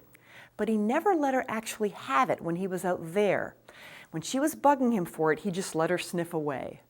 If you were watching closely, you saw that he gave it to her when she came to me. In this lesson, your dog is going to learn that you not only control the rewards on your person, you control all the good stuff out there, too. Buffy, come see Mommy. Come see Mummies. Buffy, Buffy, Buffy. Brrr, what a good job. Your dog will learn that the way to get a fabulous distraction is to perform a recall away from it. This is a pre-mac recall. It's one of my favorite exercises because nobody believes it's going to work. The dog is certainly not a believer. He's never gotten stuff by moving away from it. And any trainer who's never seen it before also doesn't believe it's going to work because the dog is initially so glued to that distraction. But here's the thing. We have control. The dog can sniff to his heart's content, throw behaviors at the distractor, but none of it works. The one thing that's going to work for this dog is doing a recall. It's super counterintuitive, but once it's trained in, your recall will be much, much more distraction-proof.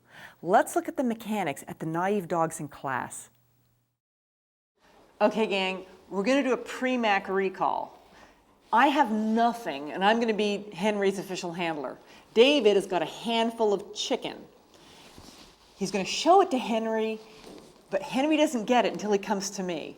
Now, Henry has no idea that the way you get stuff is to go away from it, so the first one is going to be really, really ugly. It's going to take forever. But every minute that Henry is working David, he's learning, gee, I'm not getting anything, I'm not getting anything. And eventually, he'll try something else. And the something else he might try is ambling over to me. Then David's going to come over, lickety-split, and feed him. Let's watch. Henry, come do auntie. Come on, Henry. See, I don't care that he's not doing it because he's learning all the time. Henry, come do Henry. Come see auntie. Oh, so sorry. So he had a good thought. Henry, come to auntie. Auntie loves Henry. Auntie loves Henry. Please come to auntie. Henry, Auntie, oh, Henry, you get good stuff if you come to Auntie. Please come to Auntie. Oh, Henry, oh, good boy. Good boy, good boy. Oh, Henry, come on. Oh, come on, Henry. You're a good boy. Henry's so excellent. And David feeds for position. Okay, and then we do it again. Okay, so what we're going to do now is we're going to pair up, take turns in each role. So if it's your dog, you're going to be the trainer. You're going to have nothing in your hands. If you're the distractor, you're going to show it but not give it until the dog goes to his trainer. Let's go. Rocky, good boy. Rocky, right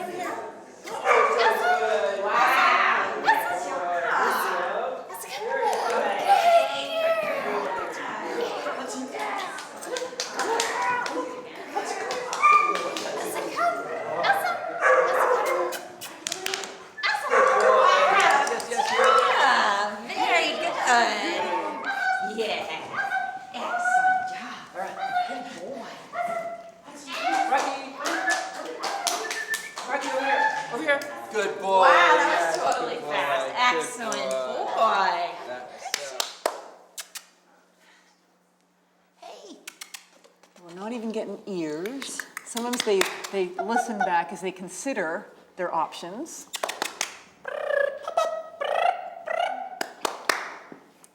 He laid on a little thicker, Shannon. Let's see it, kind of just turn, like. All right. Oh, you go. Oh, yeah. Really. Oh, you got to prompt for all your words. Heart and soul. Come on. Who's a good boy? Come on, baby dog. Yeah, he's a good boy. Oh, he's a very good old. He considered it. The first one is horribly difficult. Come on, baby dog. I just want to use the food limit. That's right. That's right.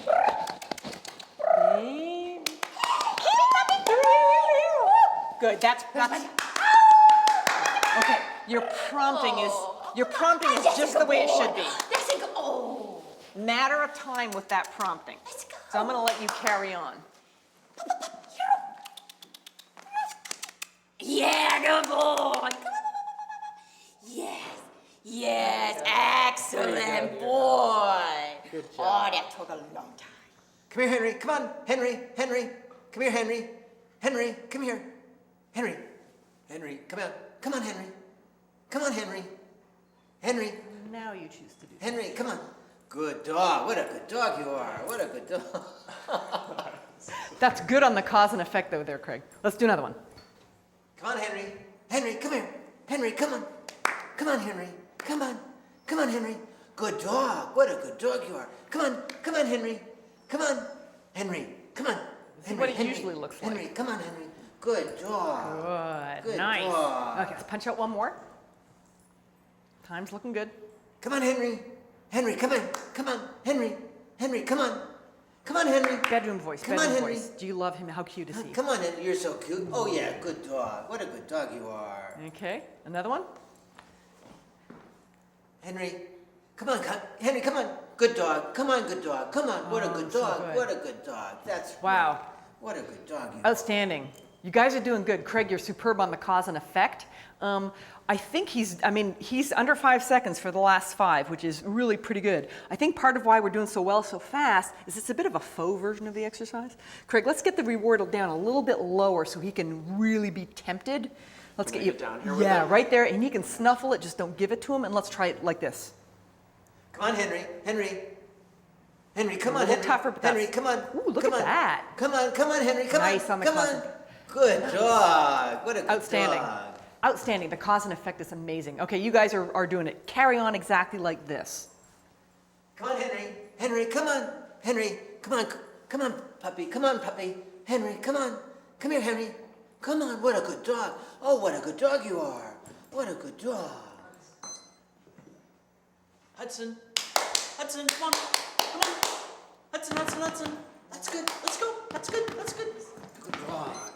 9 seconds. So is that okay that he kind of went back and forth a little bit there? Oh yeah, completely normal. At this level, if we get anything at all, we're happy. Later on, when we get it like 5 for 5, he's nailing it really quickly, we can start getting fancy with orientation, which way is he pointing, does he have to sit? But for now, we'll take anything. Just get him over here. Get him over here at all. Okay. That was a good time. Let's do another one.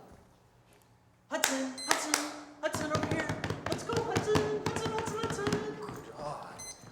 4.5 seconds. Wow. Ha ha. Well, now that time I kind of whirled around a little bit to look the other way. Is That's that okay. Again, that's okay. See, for now, he did it at all. Later on, we're going to get fancy with orientation. So you can put on as many different sort of extra added features that you want. For now, beginner dog, does he do it at all? Okay. Okay? That was a really good time, actually. All right. Let's say I didn't have a helper to help me do this exercise. I can use a table or high counter, anything the dog can't access. I can place my object here. As you can see, she's interested. Boofy comes in, mummies. So good. And I had nothing on me, but as soon as she comes to me, she can have Mr. Chicken. You get the chicken. You get the chicken. So good, excellent. I'm going to do the same thing now with a piece of freeze-dried liver. Buffy chow. This is something dogs really like. Smells terrific. And there it is. She'd love that liver. Boofy, come to mummies. So excellent. By coming to me, she wins what's over there. This is more of that weird physics. Good Buffy.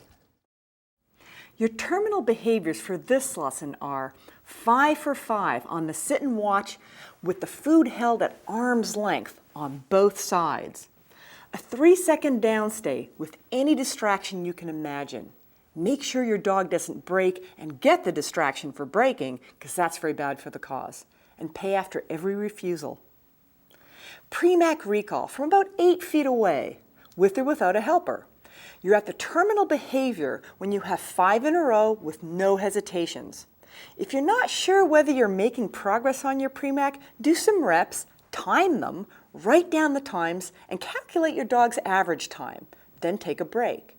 A break long enough that your dog has a nap, and then do another set of reps. Chances are the post-nap set will have a much better time. Pretty neat, huh?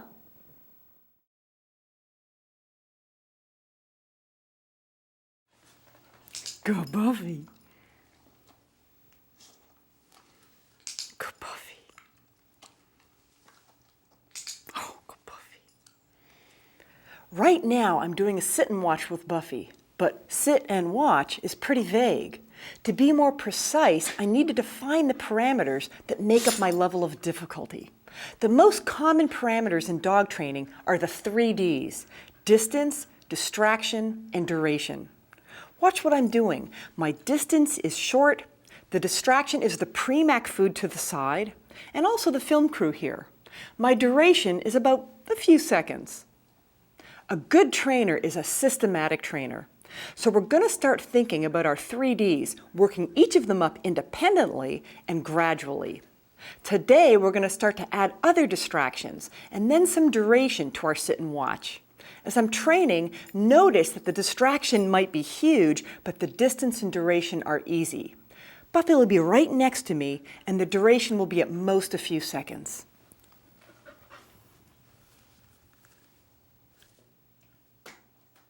Good, Buffy. So good. That was a toss. I'm going to do the same thing with food, which is a bit tougher.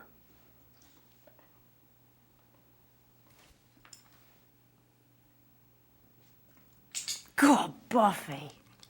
So the class dogs will be practicing this exactly as I did it, but they'll have the added distraction of the other dogs in the class, which will be very useful for us. Okay, so for lesson 4, one of our big themes is that we're going to try to go away from recipes and think about principles.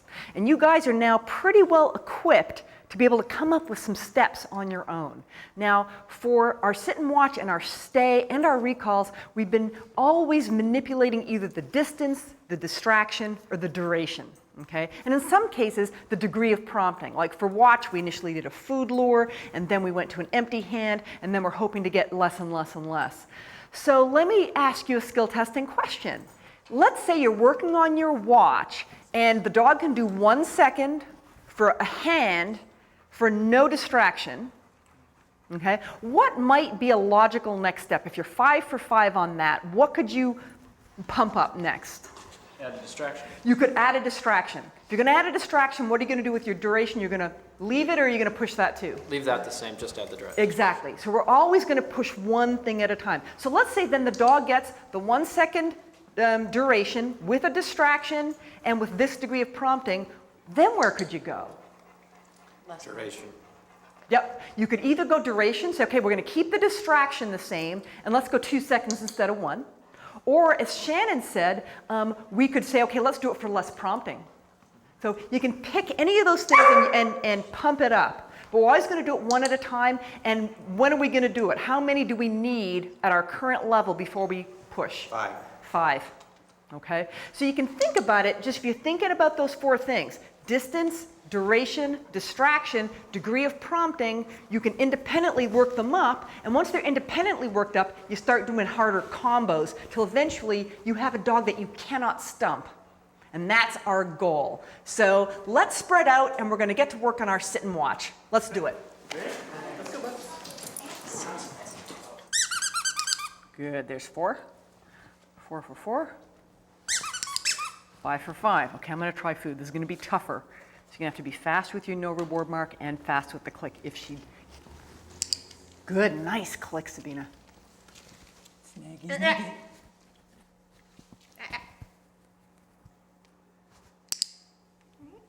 Good. That's it. Click that. This is new. So you're 1 for 3, 2 for 4.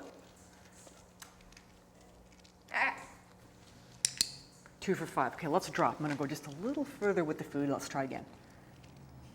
1 for 1.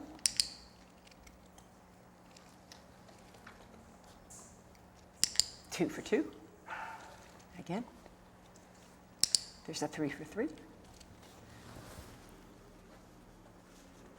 And 4 for 4. 5 for 5. Ah, rock and roll. Okay, so I'm going to try the food close up again. So you got to be quick. Nice. Chicken, chicken is right here, temptation. Oh, yes, don't even look at it. No, oh, there's a two for three. Nice, 3 for 4. Good, 4 for 5. There's a stick.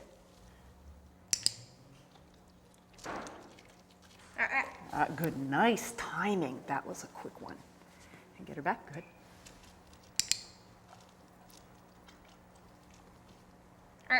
Good. There's a 3 for 5. There's another stick. Excellent.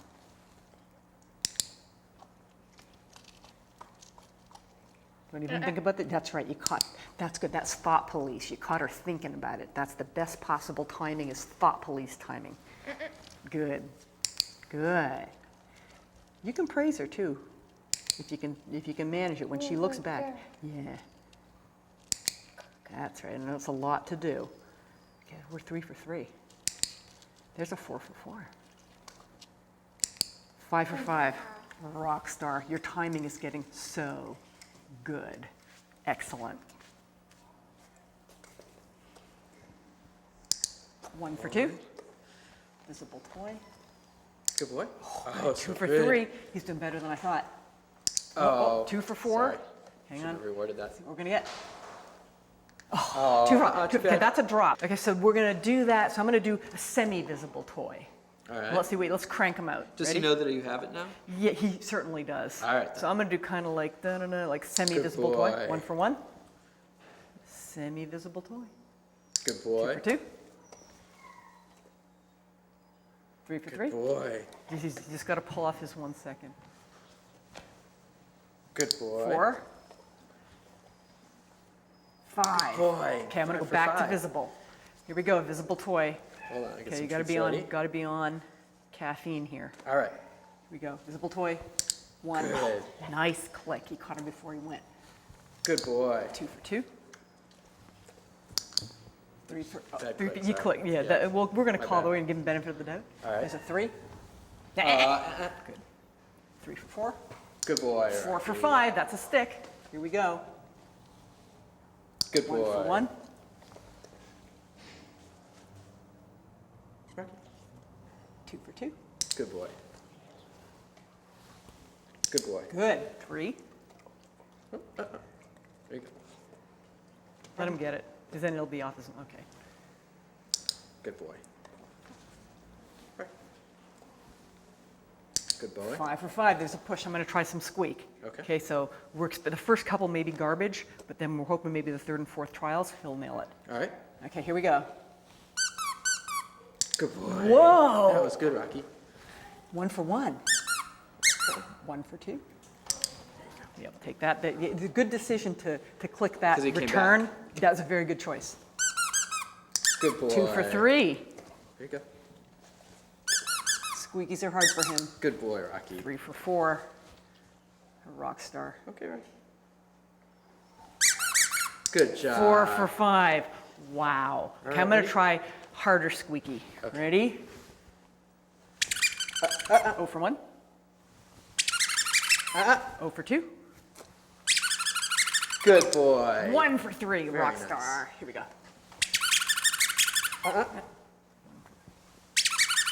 Good boy. Oh, that's a 2 for 5. Okay, let's drop to in between, because you did this one perfectly. Let's find something in between. Okay. Good. 1 for 1. Right. 2 for 2. Good boy. 3 for 3. Rocky. Good boy. 4 for 4. Excellent. 5 for 5. Nice Wow. job. So that was a Outstanding. good one. That Cool. was Good spot. outstanding. Yeah, and your timing is as ever just astounding me. So next we would go on to the big squeaker, and then we're going to put the duration and the squeak together. Okay. Right Thanks. on. All right. Come on, Rocky. Let's go. Let's go. Mummy. David and I are helping the students distraction-proof their sit and watch by parading dogs back and forth.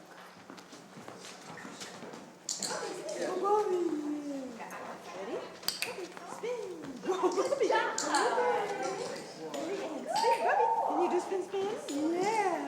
Come to see mummies. Nice. Good boy, Rocky.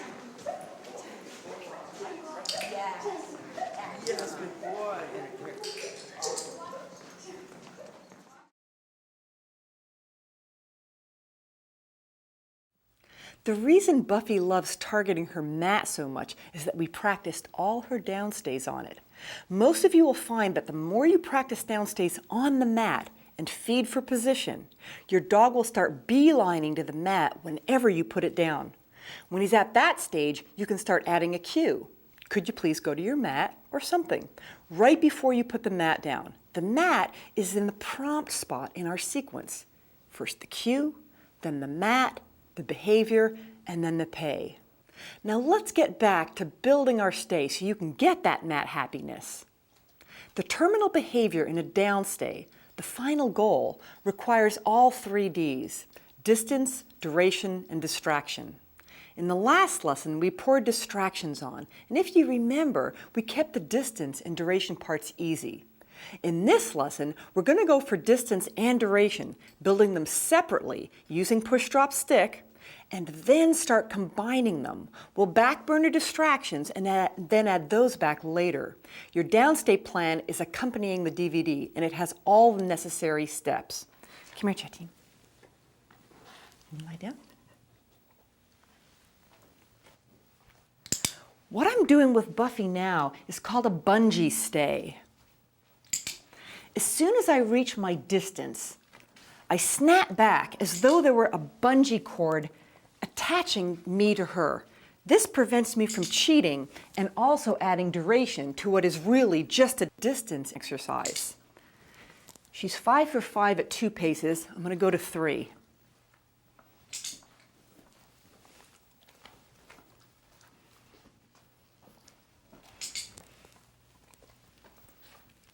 Let's see how the bungees are going in class.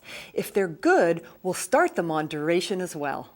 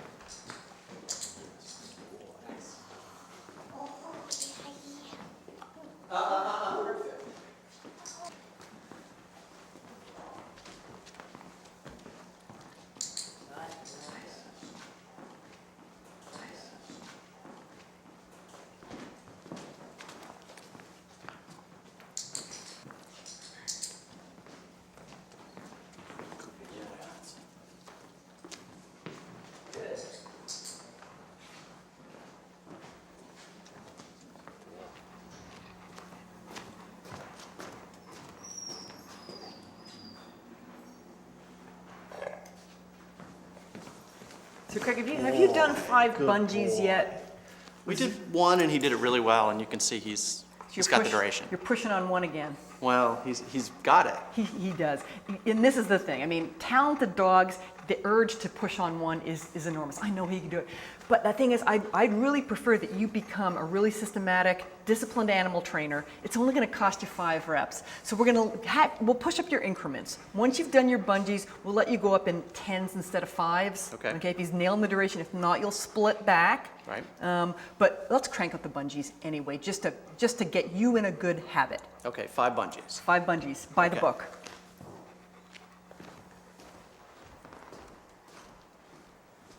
One for 1. Good boy. Because then if you ever have a dog that's not a genius, it won't feel like the dog is defective.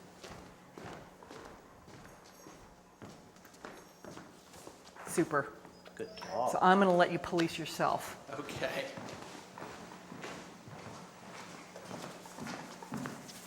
Hear that? You're a genius.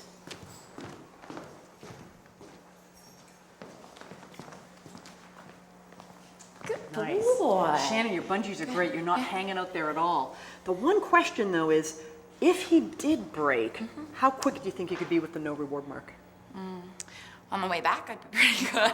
But Yeah. I think on the way out, I'm not watching him very much. So yeah. Okay. Yeah. So for now, because he's just a neophyte, we're going to have you backing out and coming back in. And later on, when he's more slick, then you can start turning your back, but not for now. Okay, Okay? great, thanks. Back to work. All right, you ready? All right, ready? Okay, sit. Good boy. Very nice. Perfection. Good dog. Very good. Good boy. Good dog.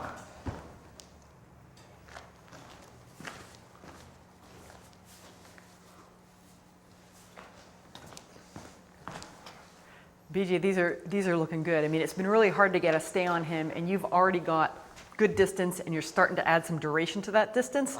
But I just saw you do like, I don't know, 6 or 7 in a row, same level. Oops, sorry. Yeah, what's your push? I forgot. Oh, because you're not keeping. I'm not keeping track. Yeah, you only need to do 5. As soon as you've got 5 in the row, go ahead and push. More efficient. You're doing more than you need to. Okay. Okay, carry on. Okay, the bungees are amazing. Most of you are at maximum distance.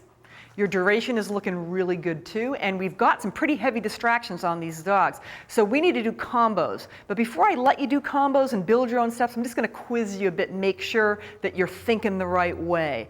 Okay, let's say I had a dog who was at 20 feet, perfect. Also could do 20 seconds up close, and then let's say I did a combo. So I tried the combo of 10-10, and the dog was 5 for 5. What could I do next? You could add in some distractions. I could add distractions to my 10-10. Great. What else could I do? 15-10. I could go 15-10. Or 10-15. I could go 10-15. Great. Okay, you guys are thinking like animal trainers, which makes my heart sing. So let's disperse. Now you're going to be making up your own steps. I'm going to come around and make sure that you're doing it right and you're pushing on 5. But I think you guys are ready to start soloing. Let's go. Let's go. Come on. All right, buddy.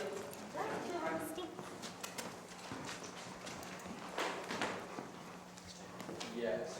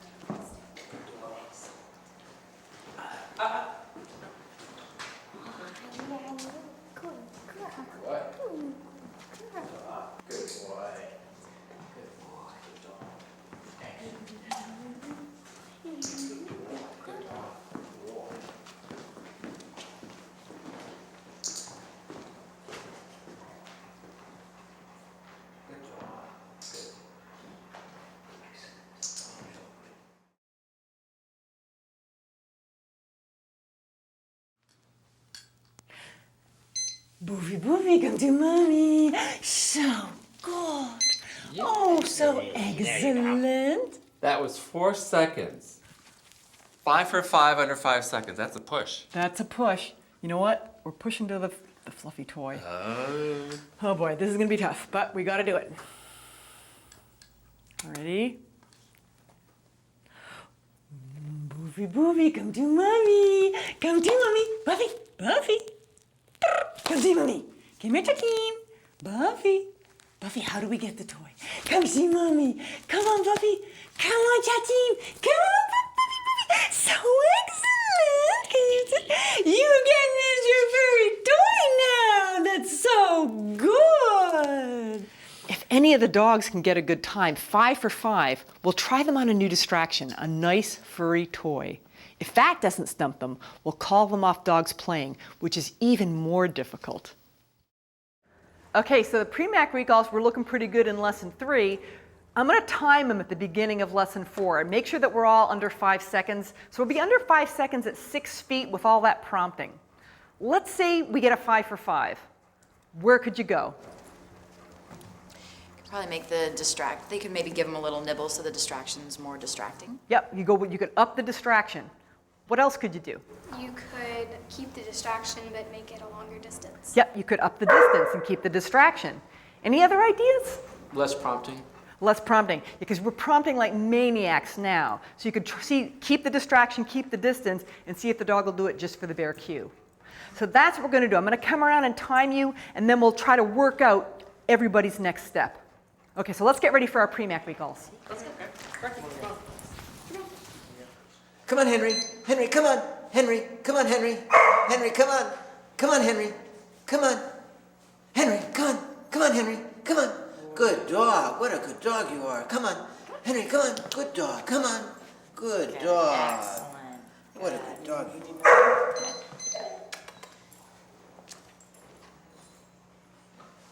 Okay, come on, Henry. Come on, Henry. Come on. Yay, good dog. What a good dog you are. Yay, yay.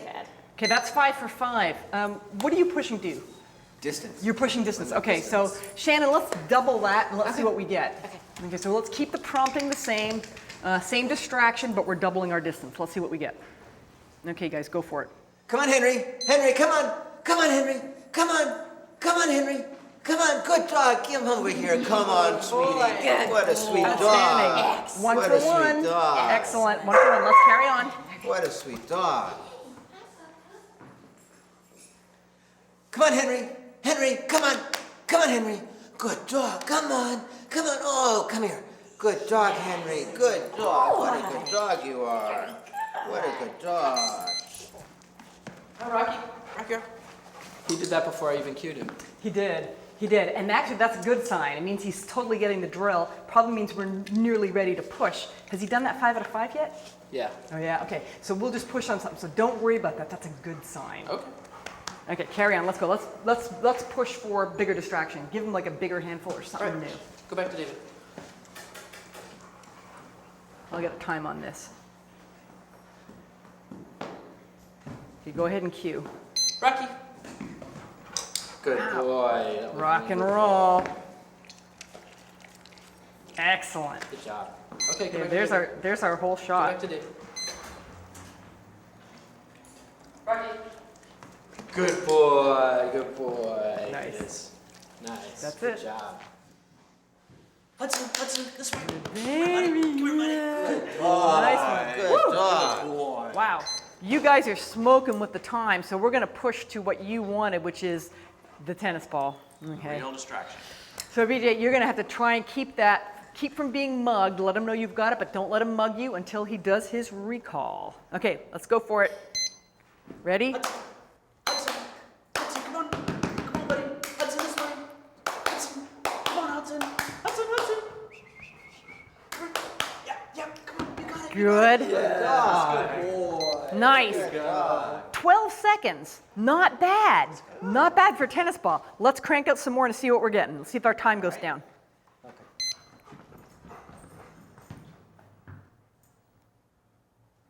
Whenever you're ready, Craig. Okay, Hudson. Come on, Hudson. This way. Come on. Yeah, come on, you got it. Come here, buddy. Hudson. Come on. Hudson, come on, Hudson. Yeah, all the way. Come on, all the way. Nice. Good. Couldn't have been better. Elsa. Elsa. Elsa. Elsa, come on. Come here, good girl. Come on, Elsa. Okay, you know what? That's our 3rd in a row, and we're way past 30 seconds. We need a drop. Let's see. She was perfect for your lower distraction at that distance. She was also perfect with this distraction, short distance, right? Yeah. Why don't we go in between? Let's split the difference. Let's go not at the super short, but not so far. Let's stick with this distraction. And the other thing you can do, Sabine, is you can lay it on a little bit more lovey-dovey, okay? So you're going to come in a little bit closer, not quite as far as you were before, about there. And same distraction, but you're going to be so incredibly just oozing, okay? Ready? And go ahead. Elsa, come on, Elsa. Mommy loves you. So good. Elsa. Keep it up, keep it up. Come on, Elsa. Elsa. Come on, Elsa. Come. When she looks at you, tell her she's good. Elsa. Elsa. Oh, what a good girl. Elsa. Elsa. Elsa. Come on, you Don't you have nothing. You have nothing. So good. Okay, that's good. Okay, we made it under 30, but just barely. Let's try one more and let's see what we get.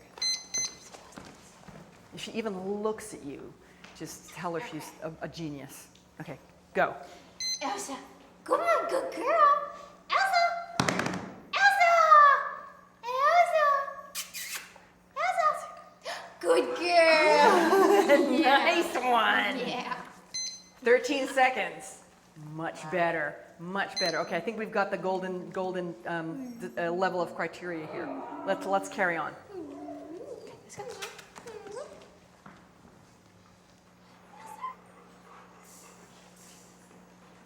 For many dogs, other dogs are the ultimate distraction. Watch Rocky complete a Premack recall away from the playpen in order to be let inside. You want in, Rocky? Rocky, over here. Over here, good boy. Okay, you can go play. Good job, good job. All right, you want in? You want in with all the other guys? Here you go. Okay, go play. Good job. Every trip to the dog park is an opportunity for you to practice. Your goals for this lesson are: your dog will hold a 3-second sit and watch around any distraction. Make sure you cover food, ball, and toy tosses. If you don't encounter dogs on your walks and you can't get anyone to help you, a busy sidewalk is a good place to practice, or an outdoor cafe. For your downstay, you're going to bungee your distance up to at least 20 feet. Then you're going to go work close up and build your duration up to at least 2 minutes. Use the increments on the downstay plan that accompanies the DVD and split as needed. On the Premack recall, get your distance up to at least 15 feet. Then try a new distraction. Once you can't stump him on the new distraction, start working it into your everyday life. Whenever he wants something, like for you to open a door for him, do a recall away from it before you grant it. Once your dog can successfully do all the exercises in lessons 1 to 4, the best way to strengthen and maintain behavior is to integrate it into your dog's day-to-day life.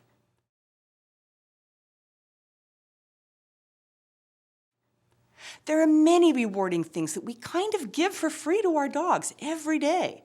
Don't do this. They are huge opportunities. Think of it as diversifying your motivator base. If you do these little practices here and there, you'll have a dog that is compliant in real-life situations and when he's in all kinds of different emotional states. Let's look at a couple of examples. This is one of Buffy's favorite games. She likes to pounce and find her toys. We can work in some obedience. Buffy. So I'm going to hide it underneath the Buffy bed, which is what she likes to do. But before she gets to pounce, I'm going to make her do a couple of things.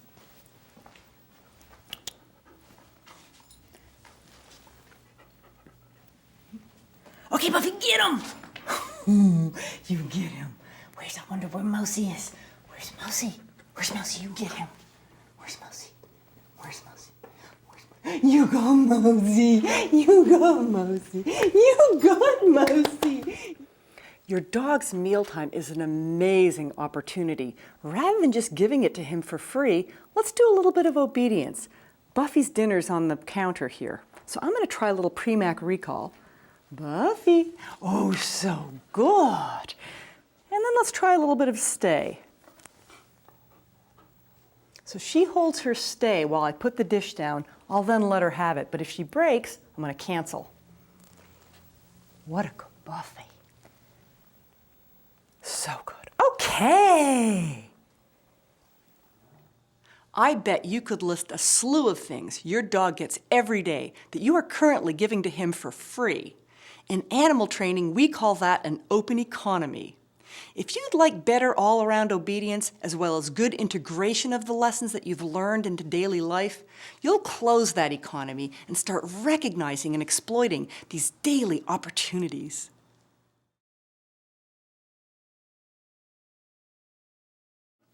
Spin.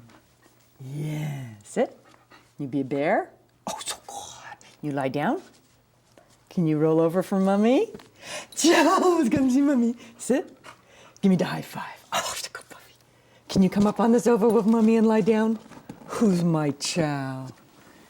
If you've studied the DVD and perfected all the lessons, the next step is to use the same principles to build any behavior you want in your dog. Let's review the principles. 1, get the behavior and reward it. In all the exercises you've done, you've initially prompted the response. You lured sits and downs with food rewards, and you prompted recalls with your voice. When the dog was 5 for 5, you faded the prompt, so your dog did it on his own. There are other behaviors you can use prompting and fading on. You can also capture behaviors your dog just does spontaneously. Every time you see him do something that you like, reward it and you'll get more of it. It's a law like gravity. First things first, get the behavior and reward it. 2, use a push-drop stick system. If you enrolled in a dance class and on the first night the instructor showed you a few steps and you didn't quite get them, but the instructor moved on anyway and added more steps and you got a little more lost, and then more steps. You wished you could just get those first steps down, but the class moved on too fast. What would happen? You'd have no fun, you'd get frustrated, and you'd probably quit. So do dogs. In good animal training, we only proceed to the next level of difficulty when the dog is fully proficient at the current level of difficulty. We push on 5 for 5, we stick, meaning we remain at the current level of difficulty on a 3 or 4 for 5, and we drop. We make it easier if the dog gets it right 2 or less times out of 5. So always train in sets of 5 repetitions and keep track of how many he gets. Otherwise, your dog won't make progress and your dog will quit. Use the 3 Ds to build steps. It's fine to say push on 5 for 5, but push to what? We need steps. The best animal trainers I know are very systematic. They keep track of distance, distraction, and duration, and any other relevant parameters that make things more difficult. For instance, if you're teaching your dog to jump over a jump, there'll be different height difficulties to think about, but no duration. So once you get the behavior, that first version of it, break it down into distance, distraction, duration, and other difficulty parameters and build gradual steps toward your terminal behavior, your final goal. Let's look at a few examples from our class dogs getting the behavior.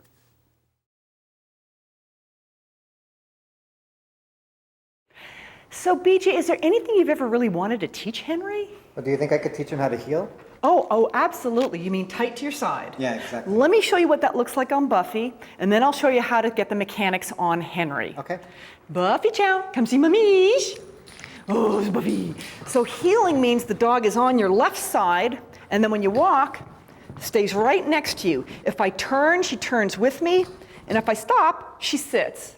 So that's what it's going to look like. Okay, Buffy, you go see David. And that's what the finished product looks like. Let me show you how to get the mechanics. Okay. The behavior is the dog right on the left. To get that behavior, I put my target right on my pant seam. I'm going to do 3 steps and then pay him. 1, 2, 3, pay.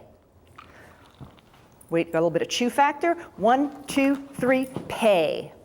If that goes well, I'll do 4. And if that goes well, I'm going to show you something else. So let me see you try that. Okay. 3 steps and then pay. The key thing is to keep the lure right where you want him to be, which is your pant seam. Try not to let it drift. Let's go. 1, 2, 3, pay. Excellent. 1, 2, 3, pay. Your mechanics are perfect. Okay, come back now and let me see you try 4 steps and then pay. 2, 3, 4, pay him. Let's get rid of that leash because I don't think that's helping. I'll hold that and let's see you do 4 steps and then pay him after the 4 steps. Nice maneuver. 1, 2, 3, 4, pay. Nice, he was right in position. And one more time, 1, 2, 3, 4, pay. 1, 2, 3, 4, pay. Your mechanics are amazing. Okay, let's show you how we get rid of that lure ultimately. Oh, he's my little Henry dog. So this time, right before I pay, I'm going to take it away. I want him to learn that when it disappears, that's a good thing. Okay. Okay, here's what it looks like. 1, 2, 3, remove it, pay. 1, 2, 3, remove it, pay. So he's going to learn that removal predicts getting rewarded. We'll start with 1 step. So you're going to do 3 steps on lure, 1 step removal, and then pay. You think you can do that? Let's see. 1, 2, 3, remove it, pay. Perfect. Okay, 1 more. He was in position for the removal, and that's the thing we want. 1, 2, 3, remove it, pay. Oh, your mechanics are just like a rock star. So now what you're gonna try is you're gonna remove for 2 beats instead of 1. Looks like this. Henry, baby dog. I think Henry likes what ooh, ready? No, I think Henry likes your stuff. So you know what, you're gonna go ahead. 3 steps on, 2 steps off, and I'll check that he's still in position. 3, 4, good, good, pay, good enough. It was a little laggy, but we'll take it. Around, and one more time. 1, 2, 3, remove, remove, pay. Perfect, perfect. So you see what you're starting to get is when you remove it, there's a little bit of Pavlov's dog. He's learning that, gee, whenever that lure disappears, that means I'm gonna get paid. And at the end of the day, you have a dog that prefers to not have a food target. So all you're gonna do from here is extend the number of steps on the removal. We started with 1, we got to 2. So you'll start with your 3 steps on, then you'll go to 4 steps off, 5, etc. When you've got it as high as you want it, like you're getting healing around the room, then you can start to fade out those initial steps. And you'll have essentially what I was doing with Buffy. You'll have healing. Great. You think you can do that, Henry? I bet he can.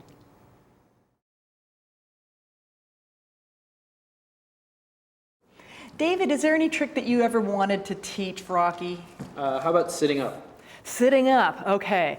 So we're gonna do it in stages. How it works is we're gonna get the behavior at all. So which means I'm gonna get it for just a split second. As usual, we're gonna push on 5.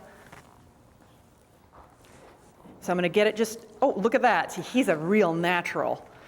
So I get him up just for 1 split second. So I'm doing it for a full lure. That was 3, 4, as long as he keeps his haunches down, I'm happy. 5.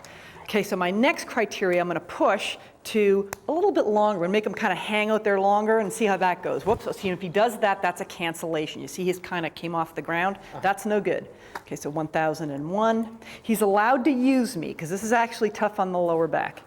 He'll build up some muscle there, but this is his first time, so I'm gonna let him use me as scaffolding if he needs it. There we go, that 1001.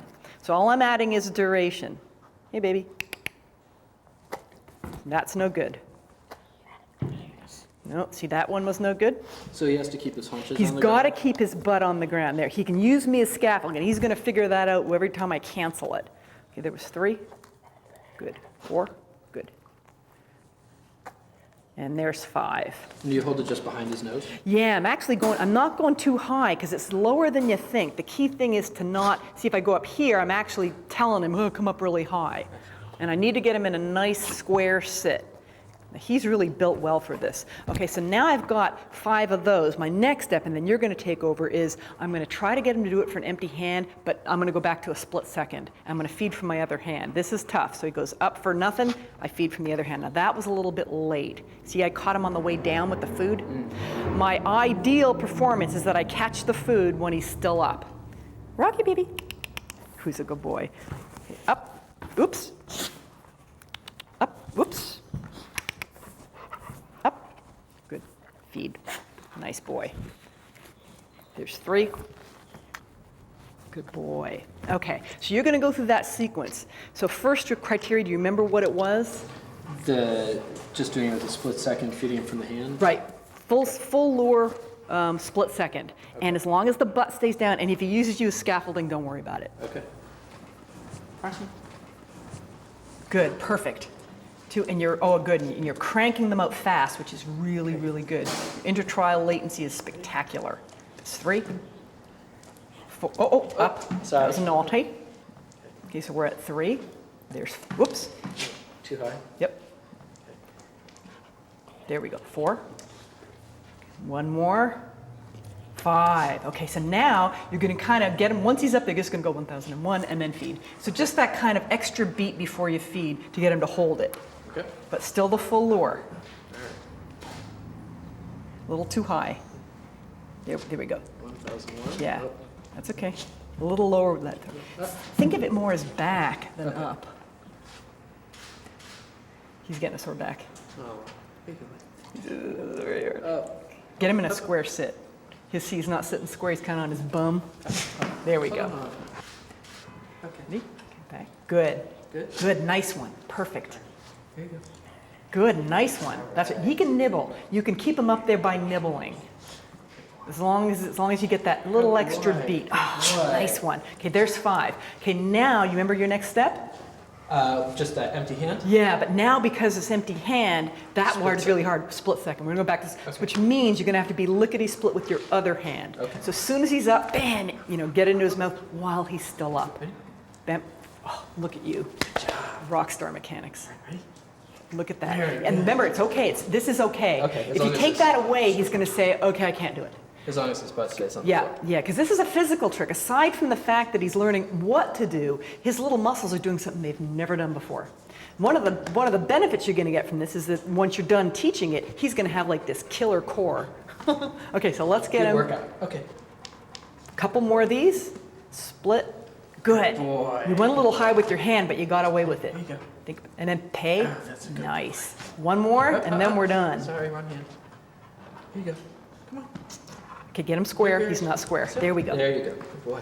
Yes, he's getting tired. Get him square. He's not square. There we go. Ready? Here you go. Good boy. Pay. Oh, very good boy. So nice. Excellent. Now, what would you guess your next step would be? Based on what we've done. Some distance, maybe? Or They just could or combine. long? What's the 2 things we've been working on that we haven't combined yet? Empty hand, longer. That's it. So then you're going to go empty hand with duration. And then when you've got a lot of duration, you're doing empty hand, no duration, empty hand, a little bit of duration, get up to several seconds, and then you're going to start the distance. Does that sound good? Sure. You're all set.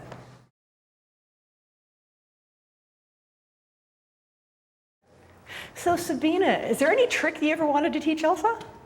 Yeah, maybe to roll over. To roll over. Okay, let me show you how to do it. It has to happen in steps. So she can already do it down because we've got that. The first thing we need to do is get her onto one hip. You see she's kind of like the Sphinx? We're going to try to get her onto one hip. The way to do that is actually to lure her little nose to the side so that she's got to twist around. And see, once she went on the hip, that's when I opened up my hand and gave her the food. So I'm going to just practice that again, make sure she's really on that hip. And there she is. The next step, once I've got the dog kind of on one hip, and I get her again, there, pay that. As soon as I got the hip, I want to get her to tuck her right elbow underneath, the elbow that's there. I want her to tuck it so she's lying kind of like a dead dog. But I'm going to wait until there she goes. She a little bit. So she went part way there, so I paid that. I'm going to wait until she's, oh, I got the elbow. See, she's a dead dog. So I waited till she was dead. And once I got her as a dead dog, bam, she's dead. Let me see if I can get her to raise up her a little bit. See, she raised this little leg a little bit? Okay, so now you're going to do it, and I'm going to coach you. Once you get the hip and once you get the elbow, I'll coach you to try and get her all the way over. You ready? Okay, so let's see. So get her into her down. Okay, now try for that hip. By bending her head, that's right, exactly right. Now wait for the hip. You got a partial hip. You can pay the partial hip. No, you got a full hip. Perfect, pay it. Now you're going to go for your elbow. You can go in a little closer, dear. There we go. That's right. See if you can get that elbow tucked. Almost. Oh, that was so close. That's okay. You were so close. Okay, get her down. Okay, hip. So we're going to go that way with the head. There we go. Hip, pay the hip. Good. Now let's see if we can tuck that little elbow. Beautiful. So where you would go from here is once you've got her really reliably tucking her elbow and staying there a little bit longer, you're going to continue to twist her so the little legs come up, first onto her back, then at the point of no return. The important thing is that you do it gradual, one little step at a time. You got that? Great.